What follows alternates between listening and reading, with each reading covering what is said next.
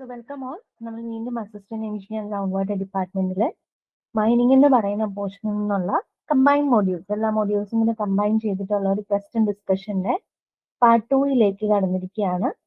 ഇന്ന് നമ്മൾ കുറച്ചും കൂടി മോർ ഫോക്കസ് ചെയ്യുന്നത് നമ്മളുടെ മൈനിങ്ങിനകത്ത് സർവേയിങ് എന്ന് പറയുന്ന ഒരു മോഡ്യൂൾ ഉണ്ട്. അപ്പൊ അതാണ് നമ്മൾ മാക്സിമം ക്വസ്റ്റ്യൻസ് ഇന്ന് ഡിസ്കസ് ചെയ്യാനായിട്ട് പോകുന്നത്. അപ്പൊ നമുക്ക് ഇന്നത്തെ ആദ്യത്തെ ചോദ്യത്തിലേക്ക് പോകാം. സോ സർവേയുടെ ഒരു പ്രത്യേകത നമുക്കൊരു മിക്സപ്പ് ഓഫ് ക്വസ്റ്റ്യൻസ് ആണ്. ലൈക്ക് നമുക്ക് തിയറി ക്വസ്റ്റ്യൻസും ഉണ്ട്, അതേപോലെ തന്നെ പ്രോബ്ലമാറ്റിക് ക്വസ്റ്റ്യൻസും ചോദിക്കാവുന്നതാണ്. അപ്പം എങ്ങനെയാണ് തിയറി ക്വസ്റ്റ്യൻസ് വരിക, എങ്ങനെയാണ് പ്രോബ്ലമാറ്റിക് ക്വസ്റ്റ്യൻസ്, നിങ്ങൾക്കൊരു പ്രാക്ടീസിന് വേണ്ടിയാണ് നമ്മൾ ഈ സെഷൻ കണ്ടക്ട് ചെയ്യുന്നത്. നമുക്ക് ആദ്യത്തെ ചോദ്യത്തിലേക്ക് കടക്കാം. സോ ഫസ്റ്റ് ക്വസ്റ്റ്യൻ ഇതാണ്: when we undertake preliminary inspection in the area to be surveyed അതിനെ എന്താണ് നമ്മൾ വിളിക്കുന്നത്? ഓക്കെ, അപ്പൊ എനിക്കൊരു ഏരിയ തന്നു. ഫോർ എക്സാമ്പിൾ ഞാനൊരു മൈനിങ് വർക്ക് ചെയ്യാൻ പോവാണ്. അപ്പൊ ആ മൈനിങ് ചെയ്യേണ്ട സ്ഥലം എനിക്ക് ആദ്യം ഒന്ന് സർവേ ചെയ്യണം. അതായത് എവിടൊക്കെ ഞാൻ എക്സ്പ്ലോഷൻസ് ചെയ്യാനായിട്ട് പറ്റും, എങ്ങനെയായിരിക്കണം ഞാൻ മൈനിങ് വർക്കുകൾ സ്റ്റാർട്ട് ചെയ്യണ്ടേ, അപ്പൊ അതൊക്കെ അറിയണം എന്നുണ്ടെങ്കിൽ നമ്മൾ ഏറ്റവും ആദ്യം നമ്മളുടെ ഏരിയ നമ്മൾ സർവേ ചെയ്തിട്ടുണ്ടായിരിക്കണം. എല്ലാ ഡേറ്റാസും നമ്മൾ കളക്ട് ചെയ്യണം.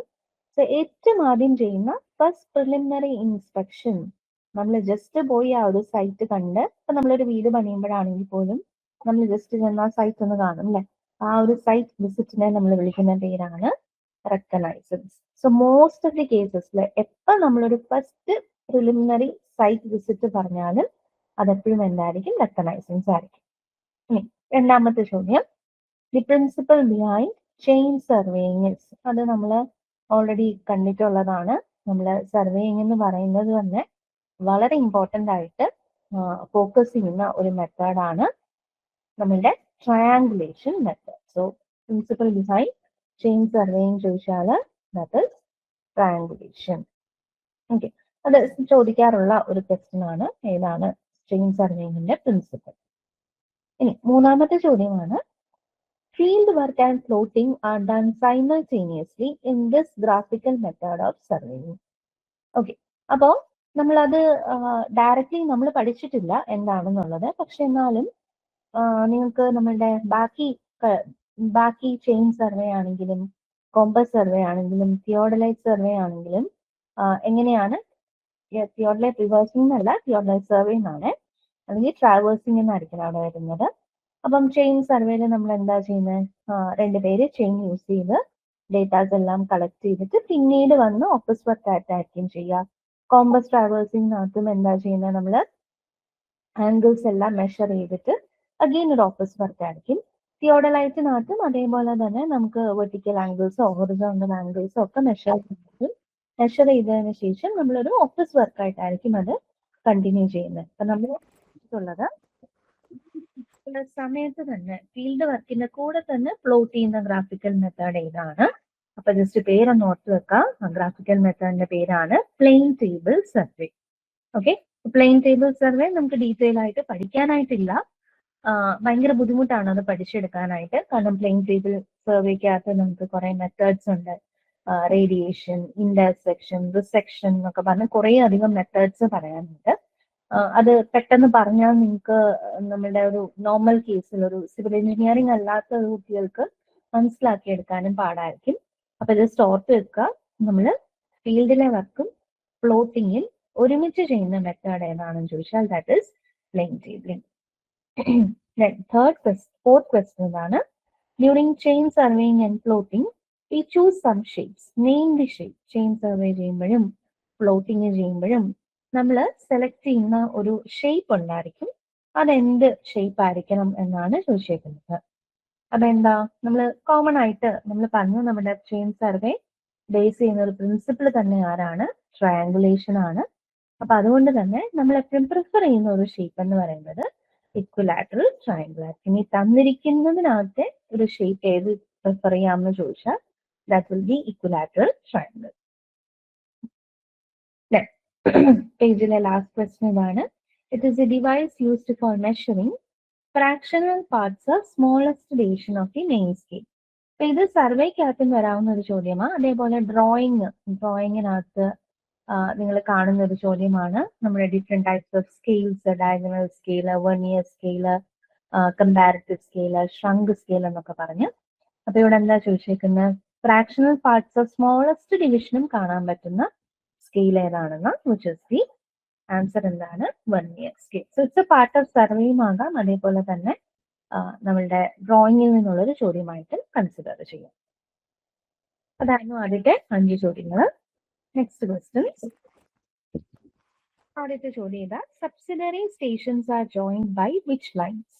അപ്പൊ നമ്മൾ ചെയിൻ സർവേ ചെയ്യുമ്പം നമ്മൾ സർവേ ചെയ്യാനായിട്ട് എളുപ്പത്തിന് വേണ്ടി ആദ്യം ഏറ്റവും നീളത്തിൽ, അല്ലെ, ആദ്യം ഏറ്റവും നീളത്തിലുള്ള ഒരു ലൈനിൽ നമ്മൾ ചെയിൻ ഇട്ട് മെഷർമെന്റ് എടുക്കും, അല്ലെ, ഏറ്റവും ഫാസ്റ്റസ്റ്റ് ആയിട്ടുള്ള പോയിന്റ്സ് തമ്മിൽ. പിന്നെ നമ്മൾ അതിൽ നിന്ന് കണക്ട് ചെയ്ത് ചെറിയ ചെറിയ ലൈൻസ് എല്ലാം കണക്ട് ചെയ്താണ് നമ്മൾ ട്രയാങ്കിൾസ് ആക്കി മാറ്റുന്നത് നമ്മൾ കണ്ടിരുന്നു.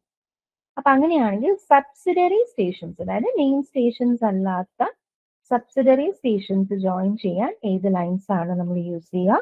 ഓഫ് കോഴ്സ് നമുക്കറിയാം, the tie lines. Next question ഇതാണ്, അഗെയിൻ റിപ്പീറ്റഡ്ലി ചോദിക്കുന്ന ഒരു ചോദ്യമാണ്. Fundamental principle of surveying. Survey ചെയ്യുന്നത് എങ്ങനെയായിരിക്കണം? Working from part to whole ആണോ, working from whole to part ആണോ, വർക്കിംഗ് ത്രൂ ചെക്ക് ലൈൻസ് ആണോ, വർക്കിംഗ് ത്രൂ ടൈ ലൈൻസ് ആണോ? സോ വളരെ ഇമ്പോർട്ടന്റ് ആയിട്ട് ഓർത്ത് വെക്കാം, it's from whole to part. അപ്പൊ അതെന്താണ് നമുക്കൊരു സംശയം തോന്നാം. അപ്പം എനിക്കൊരു ഏരിയ സർവേ ചെയ്യാനുണ്ട്. ഞാൻ ആദ്യം നടുവശം സർവേ ചെയ്തു. അപ്പൊ ഞാൻ നടുക്ക് സർവേ ചെയ്ത് കഴിഞ്ഞപ്പം എന്തോ ഒരു ചെറിയ എറർ സംഭവിച്ചു എന്ന് വിചാരിക്കുക. അപ്പൊ ഞാൻ ആ എററിനെ ബേസ് ചെയ്ത് വീണ്ടും ഞാൻ എന്റെ വർക്ക് എക്സ്റ്റെൻഡ് ചെയ്ത് വെളിയിലേക്ക് പോകുന്നതോറും എന്താ പറ്റുന്ന, ആ എറർ അക്യുമുലേറ്റ് ആയിക്കൊണ്ടിരിക്കുക. അപ്പം ഒരുപാട് നമുക്കൊരു ചെറിയ എറർ സ്റ്റാർട്ടിങ്ങിൽ പറ്റിയാലും അത് ഭയങ്കരമായിട്ട് അക്യുമുലേറ്റഡ് ആവുന്ന ഒരു മെത്തേഡാണ് നമ്മുടെ working from part to whole എന്ന് പറയുന്നത്. അതേ സമയത്ത് നമ്മൾ ഫുൾ ഏരിയ സർവേ ചെയ്തു, പിന്നുള്ളിൽ അങ്ങനെ ഇന്റീരിയറിലേക്ക് പോവുകയാണെന്നുണ്ടെങ്കിൽ ഒരു പരിധി വരെ നമുക്ക് എറർ എന്ത് ചെയ്യാൻ പറ്റും? എലിമിനേറ്റ് ചെയ്യാനായിട്ട് പറ്റും. അപ്പൊ അതുകൊണ്ട് തന്നെ നമ്മൾ എപ്പോഴും ഫണ്ടമെന്റൽ പ്രിൻസിപ്പിൾ ഓഫ് സർവേയിങ് ആയിട്ട് പറയുന്നത് വർക്കിംഗ് ഫ്രം എന്തായിരിക്കണം? ഹോൾ ടു പാർട്ട് ആയിരിക്കണം. സ്ഥിരമായിട്ട് ചോദിക്കുന്ന ഒരു ചോദ്യമാണ്, ഫണ്ടമെന്റൽ പ്രിൻസിപ്പിൾ ഓഫ് സർവേയിങ് എന്താണ്? So it's working from whole to part. Next question, the longest of the chain lines used in making a survey is generally. അത് നമുക്കറിയാവുന്ന, ഞാൻ മുന്നേ പറഞ്ഞു, നമ്മൾ ട്രയാങ്കിൾസ് ആക്കി മാറ്റണം.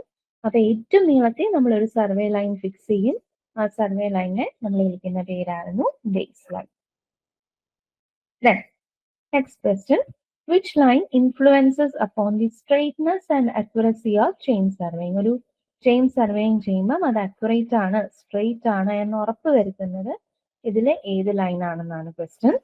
സോ അഗെയിൻ എന്താണ്, നമ്മുടെ ബേസ് ലൈൻ എത്രത്തോളം നമ്മൾ പ്രോപ്പർ ആയിട്ട് കറക്റ്റ് ആയിട്ട് സെറ്റ് ചെയ്യുന്നു അതനുസരിച്ച് നമ്മുടെ ചെയിൻ സർവേ വളരെ അക്യുറേറ്റ് ആയിട്ടും സ്ട്രെയിറ്റ്. ബാക്കി ലൈൻസ് എല്ലാം നമ്മൾ ഇവരിൽ നിന്ന് normally perpendiculars to base line ആണ് നമ്മൾ വരയ്ക്കുക. അപ്പൊ അതുകൊണ്ട് തന്നെ എപ്പോഴും നമ്മുടെ ഒരു ചെയിൻ സർവേ അത്രയ്ക്കും അക്യുറേറ്റ് ആകണം എന്നുണ്ടെങ്കിൽ നമ്മൾ ഏത് ലൈനിന് വേണം ഫസ്റ്റ് ആൻഡ് മോസ്റ്റ് പ്രിഫറൻസ് കൊടുക്കാൻ? നമ്മുടെ ബേസ് ലൈനിന് വേണം കൊടുക്കാനായിട്ട്. വീണ്ടും നമ്മുടെ ലൈനിനെ സംബന്ധിക്കുന്ന ഒരു ചോദ്യം, the line joining apex of a triangle to some fixed point on the side opposite, or a line joining some fixed points on any two sides of a triangle. Okay, apex of a triangle to some fixed point. ഞാൻ ഇങ്ങനെ ഒരു main line വരച്ചു. Suppose ഞാൻ ഇവിടെ എനിക്കൊരു അറിയാവുന്ന എന്തെങ്കിലും ഒരു ബിൽഡിംഗ് ഉണ്ടായിരുന്നു എന്ന് വിചാരിക്കാം. അപ്പൊ ഞാൻ എങ്ങനെയായിരിക്കും കണക്ട് ചെയ്യുന്നത്? ഇങ്ങനെയായിരിക്കും കണക്ട് ചെയ്യുന്നത്. So apex of some fixed point, apex of a triangle some fixed point on the side ആണെങ്കിൽ അതെന്താണെന്ന ചോദ്യം. സോ ദാറ്റ് ഈസ് അഗെയിൻ എന്ത് തന്നെയാണ്? നമ്മുടെ ടൈ ലൈൻ ആണ്.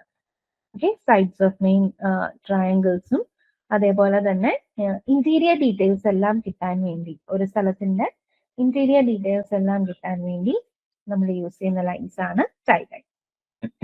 Then a line, next question, a line which checks the accuracy of the framework and enables the surveyor to locate the interior details which are far away from the main chain line. Main chain line നിന്ന് ആണ് നമ്മൾ tie ലൈനിലേക്ക് പോവുക. ഇനി അവിടെ നിന്ന് ഒത്തിരി far away ആണ്. അപ്പം ഞാൻ എടുത്ത മെഷർമെന്റ്സ് ഒക്കെ എനിക്ക് ചെക്ക് ചെയ്യാൻ വേണ്ടി, അക്യുറേറ്റ് ആണോ എന്ന് ചെക്ക് ചെയ്യാൻ വേണ്ടി നമ്മൾ യൂസ് ചെയ്യുന്ന ലൈൻ ഏതാണ് എന്ന് ചോദിച്ചാൽ പേരിൽ തന്നെ ഉണ്ട്. ചെക്ക് ചെയ്യാൻ വേണ്ടി നമ്മൾ യൂസ് ചെയ്യുന്ന ലൈനിന്റെ പേരാണ് ചെക്ക് ലൈൻ. ഓക്കെ, അപ്പൊ ഈ ഒരു പേജിൽ നമ്മൾ മെയിൻ ആയിട്ട് ഫോക്കസ് ചെയ്തിട്ടുണ്ടായിരുന്നത് നമ്മുടെ ചെയിനിങ്ങിനകത്ത് നമ്മൾ യൂസ് ചെയ്യുന്ന ഡിഫറെന്റ് ലൈൻസ് ഏതാണ്, അപ്പൊ ഓരോന്നിന്റെ ഡെഫിനിഷൻസ് ആയിട്ട് അല്ലെങ്കിൽ ഓരോന്നിന്റെ പർപ്പസ് എന്താണെന്നുള്ളതാണ് കണ്ടത്. Set of questions. ഓക്കെ, കുറച്ച് പോലെ അപ്പൊ നമുക്ക് നോക്കാം എങ്ങനെയാണ് ഓരോ ക്വസ്റ്റ്യൻസ് അറ്റൻഡ് ചെയ്യേണ്ടത്. ഓക്കെ, നമ്മുടെ ഫസ്റ്റ് ക്വസ്റ്റ്യൻ ഇതാ. The length of a line measured using a 20-meter chain was 610.2 meter, known to be 608. What was the actual length of the chain? ഞാനൊരു 20-meter chain യൂസ് ചെയ്ത് നമ്മളുടെ measurements എടുത്തു. ഒരു line ഞാൻ measure ചെയ്തു. Okay, measure ചെയ്തപ്പം എനിക്ക് 610.2 metre എന്നാണ് കിട്ടിയത്. പക്ഷെ അത് ശരിക്കും 608 മീറ്ററേ ഉള്ളായിരുന്നു. അപ്പൊ എന്റെ ചെയിനിന്റെ ലെങ്ത്തിന് എന്ത് സംഭവിച്ചു? നമുക്കറിയാം, നമുക്ക് ടെമ്പറേച്ചർ കൂടുമ്പോഴത്തേക്കും നമ്മളുടെ ചെയിൻ എന്ന് പറയുന്നത് അത് എക്സ്പാൻഡ് ചെയ്യും. അപ്പൊ ശരിക്കും ചിലപ്പോൾ 20 മീറ്റർ എന്നുള്ള ചെയിൻ ചിലപ്പം 20.1 മീറ്റർ ആയിരിക്കും. പക്ഷെ നമ്മൾ ഇത് അറിയാതെ എടുത്ത് എന്താ ചെയ്യുന്നത്? അത് 20 മീറ്ററിന്റെ ചെയിൻ ആണെന്ന് പറഞ്ഞാൽ നമ്മൾ മെഷർ ചെയ്യും.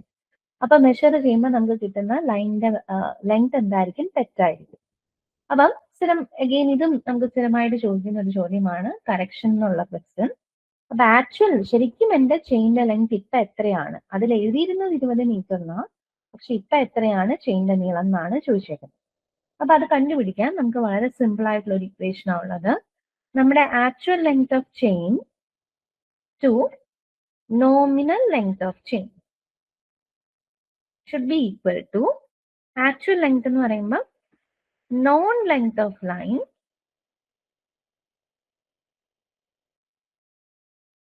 okay to the measured length of line. Okay, to measured length of line. ഈ ഒരു ഇക്വേഷൻ ഒന്ന് ഓർത്ത് വെച്ചാൽ മതി. അപ്പൊ എനിക്ക് വേണ്ടത് ആക്ച്വൽ ലെങ്ത് ഓഫ് ചെയിൻ ആണ്. അപ്പം X divided by nominal length. ഞാൻ പറയാ അത് 20 മീറ്ററിന്റെ ആണ്, വിച്ച് ഇസ് ഈക്വൽ ടു ആരായിരിക്കണം? നമ്മളുടെ നോൺ ലെങ്ത്. നോൺ ലെങ്ത് എന്ന് പറയുന്നത് എനിക്ക് എത്രയാണെന്ന് അറിയാമായിരുന്നു, 608 ആണെന്ന് അറിയാമായിരുന്നു. പക്ഷെ ഞാൻ മെഷർ ചെയ്തപ്പോൾ അത് എന്തായി മാറി? 610.2 ആയിട്ട് മാറി. സോൾവ് ചെയ്ത് കഴിയുമ്പോൾ നമുക്ക് ഓപ്ഷൻ ഡി ആണ് ആൻസർ കിട്ടുക, വിച്ച് ഇസ് 19.928 മീറ്റേഴ്സ്. എങ്ങനെയാണ് ചെയ്യുന്നത്? അടുത്തത് വീണ്ടും നമ്മളിപ്പോ ഒരു നിരപ്പായ സ്ഥലത്ത് നമ്മുടെ ചെയിൻ ഇട്ടു. അപ്പൊ ഉണ്ടാവുന്ന പ്രശ്നമാണ് ഈ ചെയിനിന്റെ നീളം വെച്ച്. ഇനി അതേപോലെ തന്നെ നമ്മളൊരു ചെറിയ ചരിഞ്ഞ ഒരു സ്ലോപ്പിലാണ് ചെയിനിങ് ചെയ്യുന്നതെങ്കിൽ അവിടെ നമുക്ക് ചെറിയൊരു കറക്ഷൻ ഫാക്ടർ അപ്ലൈ ചെയ്യേണ്ടതായിട്ട് വരും. കാര്യം എന്താ? നമ്മൾ കണ്ടിട്ടുണ്ട്, ഇത് ഇങ്ങനൊരു സപ്പോസ് ഇത് എ ബി എന്ന് പറഞ്ഞൊരു സ്ലോപ്പിംഗ് ആണെങ്കിൽ നമ്മൾ ആക്ച്വലി എ ടു ബി യുടെ ലെങ്ത് എന്ന് പറയുന്നത് എൽ ആണെന്ന് വിചാരിക്കാം. പക്ഷെ നമ്മൾ അവരുടെ കോമ്പണൻസ് എടുക്കുമ്പോൾ എന്തായാലും cos theta L sine theta ഒക്കെ ആയിട്ട് മാറും. അപ്പം ഒരിക്കലും നമ്മൾ ഒരു സ്ലോപ്പിൽ കൂടെ ചെയിനിങ് ചെയ്യുമ്പം എന്താ, നമുക്ക് കറക്റ്റ് മെഷർമെന്റ്സ് ആയിരിക്കില്ല. ഒരു സ്ലോപ്പ് കറക്ഷൻ നമ്മൾ അപ്ലൈ ചെയ്യേണ്ടതായിട്ട് വരും. സോ അതെങ്ങനെ അപ്ലൈ ചെയ്യാമെന്ന് ചോദിച്ചാൽ അവിടെയും നിങ്ങളൊരു ഇക്വേഷൻ ഓർത്ത് വെച്ചാൽ മതി. നമ്മുടെ slope correction for slope is given by L into 1 minus cos theta. ഇതാണ് നമ്മുടെ സ്ലോപ്പ് കറക്ഷൻ. അപ്പൊ ഇവിടെ നമുക്ക് വാല്യൂസ് ഒക്കെ സബ്സ്റ്റിറ്റ്യൂട്ട് ചെയ്യാം. നമ്മുടെ ലെങ്ത് 20 മീറ്റർ ഉള്ള ഒരു ചെയിൻ ആണ് ഞാൻ യൂസ് ചെയ്യുന്നത്. എത്രയാണ് സ്ലോപ്പ് ആംഗിൾ തീറ്റ? 50. അപ്പൊ ഇതൊരു 15 ഡിഗ്രീസ് ഒക്കെ തന്നാൽ നമുക്ക് ചെയ്തെടുക്കാൻ ബുദ്ധിമുട്ടായിരിക്കും. നോർമലി ഒരു 30-45 നമുക്ക് കാൽക്കുലേറ്റർ യൂസബിൾ അല്ലാത്തത് കൊണ്ട് തന്നെ ഒരു 30-45-60 നമുക്ക് അറിയാവുന്ന വാല്യൂസ് മാത്രമേ തീറ്റ ആയിട്ട് തരത്തുള്ളൂ. അപ്പൊ ഈ ക്വസ്റ്റനിൽ നമ്മൾ സബ്സ്റ്റിറ്റ്യൂട്ട് ചെയ്യുമ്പോൾ 20 × 1 മൈനസ് കോസ് 15 എന്ന് വേണം സബ്സ്റ്റിറ്റ്യൂട്ട് ചെയ്യാൻ. സോൾവ് ചെയ്ത് കഴിയുമ്പോൾ നമുക്ക് ഓപ്ഷൻ എ 0.681 മീറ്റേഴ്സ് എന്നുള്ള ആൻസറിലേക്ക് എത്താൻ പറ്റും. അടുത്ത ചോദ്യം, the reduced gearing of a line is south 57 degree 36 minutes west. What will be the whole circle gearing? Okay. അപ്പൊ എങ്ങനെയായിരുന്നു നമ്മൾ ക്വാഡ്രന്റൽ ഗിയറിങ്ങും ഹോൾ സർക്കിൾ ഗിയറിങ്ങും ചെയ്തത്? എന്റെ ലൈനിന്റെ റെഡ്യൂസ്ഡ് ഗിയറിംഗ് എന്ന് പറയുന്നത് സൗത്ത് 57 36 ഡിഗ്രി വെസ്റ്റ്. അപ്പൊ എങ്ങനെയാ? സൗത്ത് വെസ്റ്റിലാണ് നിൽക്കുന്നത്. അതായത് ഞാൻ സൗത്തിൽ നിന്ന് മെഷർ ചെയ്ത എന്റെ ഡിസ്റ്റൻസ് ആണ് 57 ഡിഗ്രി 36 minutes. അങ്ങനെയാണെങ്കിൽ ഹോൾ സർക്കിൾ ഗിയറിംഗ് കിട്ടണം. ഹോൾ സർക്കിൾ ഗിയറിംഗ് എന്ന് പറയുന്നത് എന്തായിരുന്നു? നോർത്തിൽ നിന്നുള്ള മൊത്തം അല്ലെ? അപ്പൊ നോർത്തിൽ നിന്ന് കിട്ടണമെങ്കിൽ എന്ത് ചെയ്താൽ മതി? ഒരു 180 കൂടെ നമ്മൾ ആഡ് ചെയ്താൽ മതി. അപ്പൊ 180 ആഡ് ചെയ്യുമ്പോൾ നമുക്ക് 237 ഡിഗ്രി 36 മിനിറ്റ്സ് എന്നുള്ള ആൻസറിലേക്ക് പോകാൻ പറ്റും. അടുത്ത ചോദ്യം, the maximum permissible angular error in seconds in a closed underground traverse of 16 stations measured with a 20 seconds theodolite. ഇതും നമ്മൾ ക്ലാസ്സിൽ പറഞ്ഞിട്ടുള്ളതാണ്. മാക്സിമം ആംഗുലാർ എറർ എത്രത്തോളം വരാം എന്നുള്ളത് നമ്മളൊരു ഇക്വേഷൻ ആയിട്ട് പറഞ്ഞിട്ടുണ്ടായിരുന്നു. E is equal to C root n എന്നുള്ള കാര്യം. അതിൽ എന്തൊക്കെയാ ഇവിടെ തന്നേക്കുന്നത്? മൊത്തം 16 സ്റ്റേഷൻസ് ഉണ്ട്. ആൻഡ് ഞാൻ യൂസ് ചെയ്യുന്ന എന്റെ ലീസ്റ്റ് കൗണ്ട് എന്ന് പറയുന്നത് 20 seconds ആണ്. അപ്പൊ നമ്മൾ ജസ്റ്റ് എന്ത് ചെയ്താൽ മതി? സബ്സ്റ്റിറ്റ്യൂട്ട് ചെയ്യുക. So this becomes 20 into root of 16 എന്ന് വരും.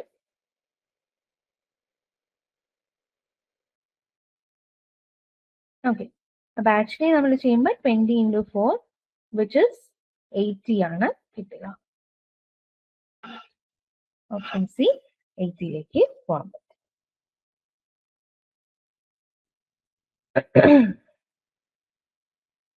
Next question. Name the surveying method based on trigonometry. Trigonometry base ചെയ്ത് ചെയ്യുന്ന സർവേയിങ് മെത്തേഡ് ഏതാണെന്നാണ് ചോദിച്ചേക്കുന്നത്. ട്രിഗ്നോമെട്രി എന്ന് പറയുമ്പോഴേ എന്താ? ട്രയാങ്കിൾസും ആംഗിൾസും. ട്രയാങ്കിൾസും ആംഗിൾസും ആകുമ്പോൾ അതെന്തായിരിക്കണം? നമ്മുടെ triangulation method. The next one, it is a method of leveling adopted to determine the level difference between two points at considerable distance apart with great precision. Okay, രണ്ട് ഭയങ്കര ദൂരെയുള്ള points ഉണ്ട്. ആ പോയിന്റ്സ് തമ്മിലുള്ള ലെവലിംഗ് മെത്തേഡ് എങ്ങനെയാണ് ചെയ്യുന്നത്? അത് നമ്മൾ നോർമലി പറയുന്ന പേരാണ് റെസിപ്രോക്കൽ ലെവലിംഗ്. ലെവലിംഗിന്റെ ചാപ്റ്ററിൽ കേട്ട് കാണുമായിരിക്കാം. റെസിപ്രോക്കൽ ലെവലിംഗ് എന്നാണ് പറയുക. അതായത് ഒത്തിരി ദൂരെയാണ് രണ്ട് കൺട്രോൾ പോയിന്റ്സ് എങ്കിൽ നമ്മൾ അവരുടെ ഇടയ്ക്ക് ലെവൽ ചെയ്യുന്ന മെത്തേഡിന്റെ പേരാണ് reciprocal.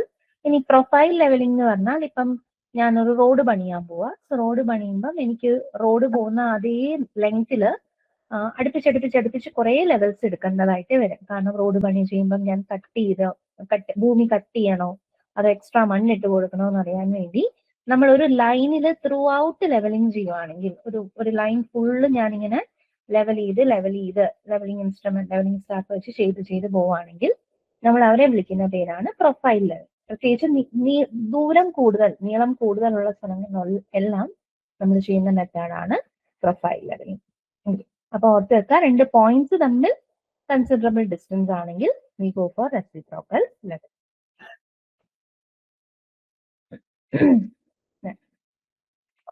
Next question. A small compact hand instrument used for accurately finding the foot of the perpendicular from a given point to a line and setting out right angle at a given point.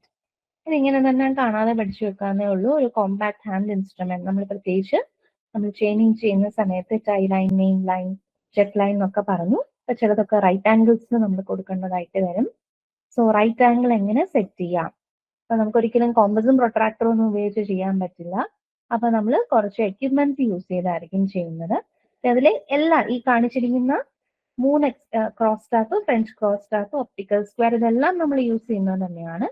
ഏറ്റവും smallest and compact instrument ഏതാണെന്ന് ചോദിച്ചാൽ that is optical square. അതൊരു prism ടെക്നിക്കാണ്. ഒരു എന്താ പറയാ, reflection method use ചെയ്ത് ഒരു prism technique use ചെയ്താണ് നമ്മൾ റൈറ്റ് ആംഗിൾ സെറ്റ് ചെയ്യാനായിട്ട് നോക്കുന്നത്. നെക്സ്റ്റ് ക്വസ്റ്റ്യൻ വളരെ simple. The art of determining relative height or elevation of points or objects on the earth surface. എന്താണ് ലെവലിംഗ് അല്ലെ? നമ്മൾ പല ഹൈറ്റുകൾ, നമ്മുടെ ഭൂമിയിലുള്ള ഓരോ പോയിന്റുകളുടെ ഹൈറ്റുകൾ കണ്ടുപിടിക്കുന്ന മെത്തേഡ് എന്നാണെന്ന് ചോദിച്ചേക്കുന്നത്. That's known as levelling. അടുത്തതും സിമ്പിൾ ക്വസ്റ്റ്യൻ ആണ്. Fixed reference point of known elevation. നമുക്ക് അറിയാവുന്ന ഒരു എലിവേഷൻ നമ്മൾ അറിയാവുന്ന ഒരു ഹൈറ്റിൽ ഇരിക്കുന്ന ഒരു പോയിന്റിൽ നിന്നായിരിക്കും എല്ലാ ലെവലിംഗും നമ്മൾ സ്റ്റാർട്ട് ചെയ്യുന്ന. ആ പോയിന്റിന്റെ പേരായിരുന്നു bench mark. The staff reading taken on a point of unknown elevation from the same setup of the level is known as same setup of the level. അതായത് എനിക്കിപ്പോ എല്ലാ പോയിന്റ്സിനെയും കിട്ടി. അവിടുന്ന് ഞാൻ എന്ത് ചെയ്യാൻ പോവാ, പുതിയൊരു അൺനോൺ എലിവേഷനിലേക്ക് എടുക്കാനായിട്ട് പോകുന്നു. അപ്പൊ എന്തായിരിക്കും, നമ്മൾ പറഞ്ഞിരുന്നു നമുക്കൊരു ചേഞ്ച് പോയിന്റ് ഉണ്ട് അല്ലെ. അതായത് ചില സ്ഥലങ്ങൾ എത്തുമ്പോൾ നമ്മള് ഇപ്പൊ ഞാൻ വെച്ചിരിക്കുന്ന ഡംബി ലെവലിന്റെ സ്ഥലത്തു നിന്ന് എനിക്ക് ഡംബി ലെവലിന് ചുറ്റും എനിക്ക് കാണാൻ പറ്റുന്ന ഒരു സ്ഥലമുണ്ട്. അതിനപ്പുറത്തേക്ക് എനിക്ക് ലെവൽ ചെയ്യണമെങ്കിൽ ഞാൻ ഈ ഡംബി ലെവലിനെ എടുത്ത് മറ്റൊരു പോയിന്റിലേക്ക് കൊണ്ടുപോകണം. അപ്പൊ അങ്ങനെ കൊണ്ടുപോകുമ്പം പുതിയ പോയിന്റിൽ വെച്ചിട്ട് പഴയതിലേക്ക് എടുക്കുന്ന ആ ഒരു പുതിയ പോയിന്റിൽ എത്തിയതിനു ശേഷം നമ്മൾ മുന്നോട്ടും പുറകോട്ടും എടുക്കും. ഓക്കെ, അപ്പം ആ ഒരു പെർട്ടിക്കുലർ പോയിന്റ്, അതായത് ചേഞ്ച് പോയിന്റിൽ എത്തിയതിനു ശേഷം നമ്മൾ കൺസിഡർ ചെയ്യുന്ന സ്റ്റാഫ് റീഡിങ്ങിനെ നമ്മൾ വിളിക്കാൻ പോകുന്ന പേരാണെന്ത്, ഫോർസൈറ്റ്. അതായത് ചേഞ്ച് ചെയ്യുന്നതിന് മുന്നായിട്ട് ഞാൻ എടുക്കുന്ന എന്റെ ലാസ്റ്റ് റീഡിങ്, അൺനോൺ എലിവേഷൻ ഉള്ള പോയിന്റിലേക്ക് എടുക്കുന്ന ലാസ്റ്റ് റീഡിംഗ് ആണ് ഫോർസൈറ്റ്. ചേഞ്ച് ചെയ്ത് കഴിയുമ്പോൾ നമ്മൾ ആ സെയിം പോയിന്റിലേക്ക് എടുക്കുന്ന ഫസ്റ്റ് റീഡിംഗ് ആരായി മാറും, ബാക്ക് സൈറ്റ്. സോ ഇങ്ങനെ വന്നുകൊണ്ടിരുന്നപ്പോൾ അത് ഫോർസൈറ്റ് ആയിരുന്നു. ചേഞ്ച് ചെയ്തിട്ട് ബാക്കിലേക്ക് നോക്കുമ്പോൾ അത് ബാക്ക് സൈറ്റ് റീഡിംഗ് ആയി. അപ്പൊ ഓൾറെഡി അതിന്റെ എലിവേഷൻ നമ്മുടെ കയ്യിലുണ്ട്. അപ്പൊ അൺനോൺ എലിവേഷനിലേക്ക് എടുക്കുന്ന staff reading with the same setup of ലെവലിനെ വിളിക്കുന്ന പേരാണ് foresight. Next one, when the instrument is correctly leveled, then height of plane of collimation is synonymous with. Instrument correct ആയിട്ട് ലെവൽ ചെയ്ത് കഴിയുമ്പോൾ നമ്മുടെ പ്ലെയിൻ ഓഫ് കോളിനേഷൻ എന്തിനോട് ഈക്വൽ ആയിരിക്കും. Plain of കോളിനേഷൻ എന്ന് പറയുന്നത് എന്തായിരുന്നു, ഞാൻ നോക്കുന്ന എന്റെ ഐ പീസും ഒബ്ജക്റ്റീവ്സും എല്ലാം കണക്ട് ചെയ്ത് പോകുന്ന ലൈനാണ്. അപ്പം ആ ഒരു ലൈൻ കറക്റ്റ് ലെവലായി കഴിയുമ്പം നമ്മുടെ ഡംബി ലെവലിന്റെ ഈ പോകുന്ന ലൈനും നമ്മുടെ എർത്തിലെ ലൈനും നമ്മൾ സെയിം പാരലൽ ആണെന്ന് പറയും. അപ്പൊ ഈ ഒരു ഹൈറ്റ് എന്താണെന്ന് ചോദിക്കുന്നത്, that's taken as height of instrument. ആ ഒരു ഹൈറ്റിനെ വിളിക്കുന്ന പേരാണ് ഹൈറ്റ് ഓഫ് ഇൻസ്ട്രുമെന്റ്.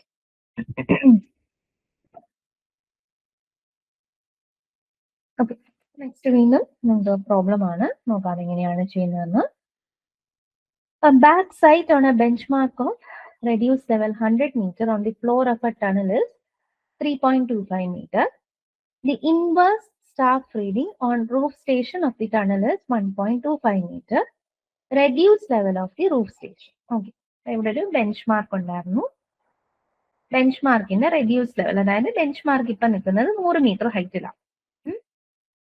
എന്നിട്ട് ഞാൻ ഇവിടുന്ന് ഒരു ടണലിന്റെ ഇവിടെ ഒരു ടണൽ ഉണ്ടായിരുന്നു എന്ന് വിചാരിക്കുക. ഓക്കെ, ഞാൻ എൻ്റെ ഈ ടണലിന്റെ ഈ ഫ്ലോറിലേക്ക് ഞാൻ ബാക്ക് സൈറ്റ് ചെയ്തു, മുന്നോട്ട് നോക്കിക്കഴിഞ്ഞപ്പം എനിക്ക് 3.25 മീറ്റേഴ്സ് ആണ് എൻ്റെ ബാക്ക് സൈറ്റ് ആയിട്ട് കിട്ടിയത്.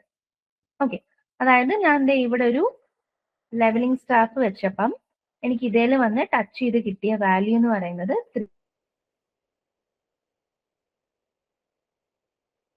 ചെയ്യുന്ന ഈ ടണലിന്റെ റൂഫ് സ്റ്റേഷനിൽ ഒരു ഇൻവേർട്ടഡ് സ്റ്റാഫ് വെച്ചു.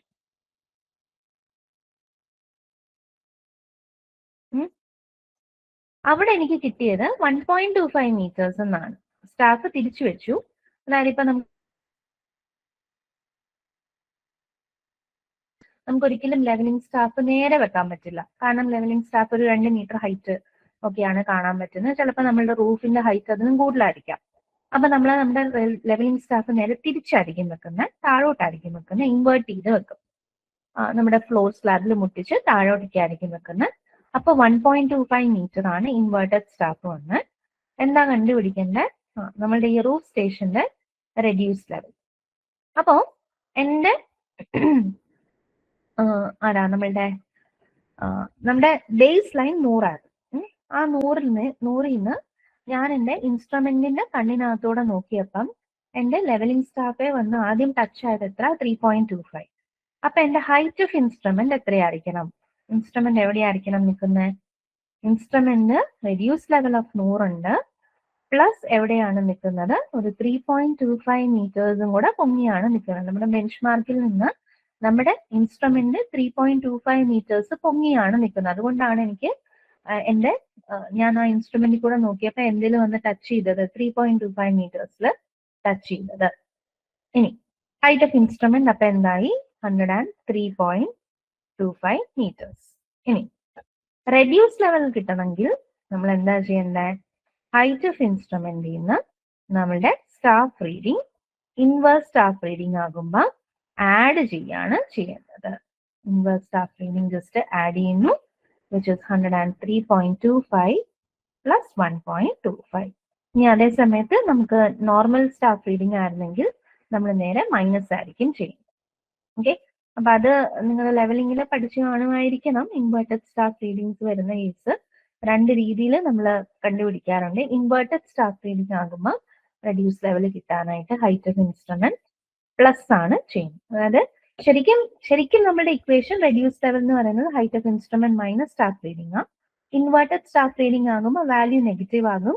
അപ്പൊ നെഗറ്റീവും കൂടെ പ്ലസ് ആയി മാറുന്നു. ഇത് സോൾവ് ചെയ്യുമ്പോൾ 104.50 meters എന്ന് കിട്ടും. Next question, angle of intersection for a ridge line. Angle in degrees at which a ridge line intersects a contour. എന്താ റിഡ്ജ് ലൈൻ എന്ന് പറഞ്ഞാല് ഏറ്റവും ഉയരം കൂടിയ, ഇപ്പൊ ഞാനൊരു മല എടുത്താൽ ആ മലയിലെ ഏറ്റവും ഉയരം കൂടിയ ലൈനിനെയാണ് നമ്മൾ റിഡ്ജ് ലൈൻ എന്ന് വിളിക്കുന്നത്. ഓക്കെ, സപ്പോസ് ഇതൊരു മലയാണെങ്കിൽ ഈ ഏറ്റവും മുകളിൽ കൂടി ഇങ്ങനെ പോകുന്ന ഈ ലൈനാണ് നമ്മുടെ റിഡ്ജ് ലൈൻ. ഇനി കോണ്ടൂർ ലൈൻസ് എങ്ങനെയായിരിക്കും പോകുന്നത്? ഇയാളെ ഇങ്ങനെ ചുറ്റിയായിരിക്കും കോണ്ടൂർ ലൈൻസ് പോകുന്നത്. അപ്പൊ കോണ്ടൂർ ലൈനും റിഡ്ജ് ലൈനും എപ്പോഴും എങ്ങനെയായിരിക്കും? At 90 degrees to each other ആയിരിക്കും. ഓർത്തുവെക്കുക, റിഡ്ജ് ലൈൻ എന്ന് പറയുന്നത് ഏറ്റവും ഹയസ്റ്റ് പോയിന്റ്സ് കണക്ട് ചെയ്ത് വരയ്ക്കുന്നതാണ് റിഡ്ജ് ലൈൻ. ആ റിഡ്ജ് ലൈനിന് താഴോട്ട് ഒരു മലയിൽ താഴോട്ട് പോകുമ്പോൾ സെയിം കോണ്ടൂർസ് കിട്ടുന്നു. ആ കോണ്ടൂർസ് എല്ലാം ഞാനിങ്ങനെ സർക്കിൾ ആയിട്ട് വരയ്ക്കുന്നു. അപ്പൊ കോണ്ടൂർ ലൈൻസ് എപ്പോഴും നമ്മുടെ റിഡ്ജ് ലൈനുമായിട്ട് 90 ഡിഗ്രി ഇന്റർസെക്ഷൻ ആയിരിക്കും ഉണ്ടാകുന്നത്. ഈ ഒരു ക്വസ്റ്റ്യൻ നമുക്ക് തൽക്കാലം ആവശ്യമില്ല, എടുക്കാൻ പറ്റില്ല. നമ്മളുടെ ഒരു PSC പോയിന്റ് ഓഫ് വ്യൂല് ചോദിച്ചാൽ നമുക്കത് ചെയ്തെടുക്കാൻ പറ്റില്ല. അതൊരു 12 മാർക്ക് ക്വസ്റ്റ്യൻസ് ഒക്കെ ആയിട്ടുള്ള ചോദ്യമാണ്. സോ നമുക്കത് സ്കിപ്പ് ചെയ്യാം.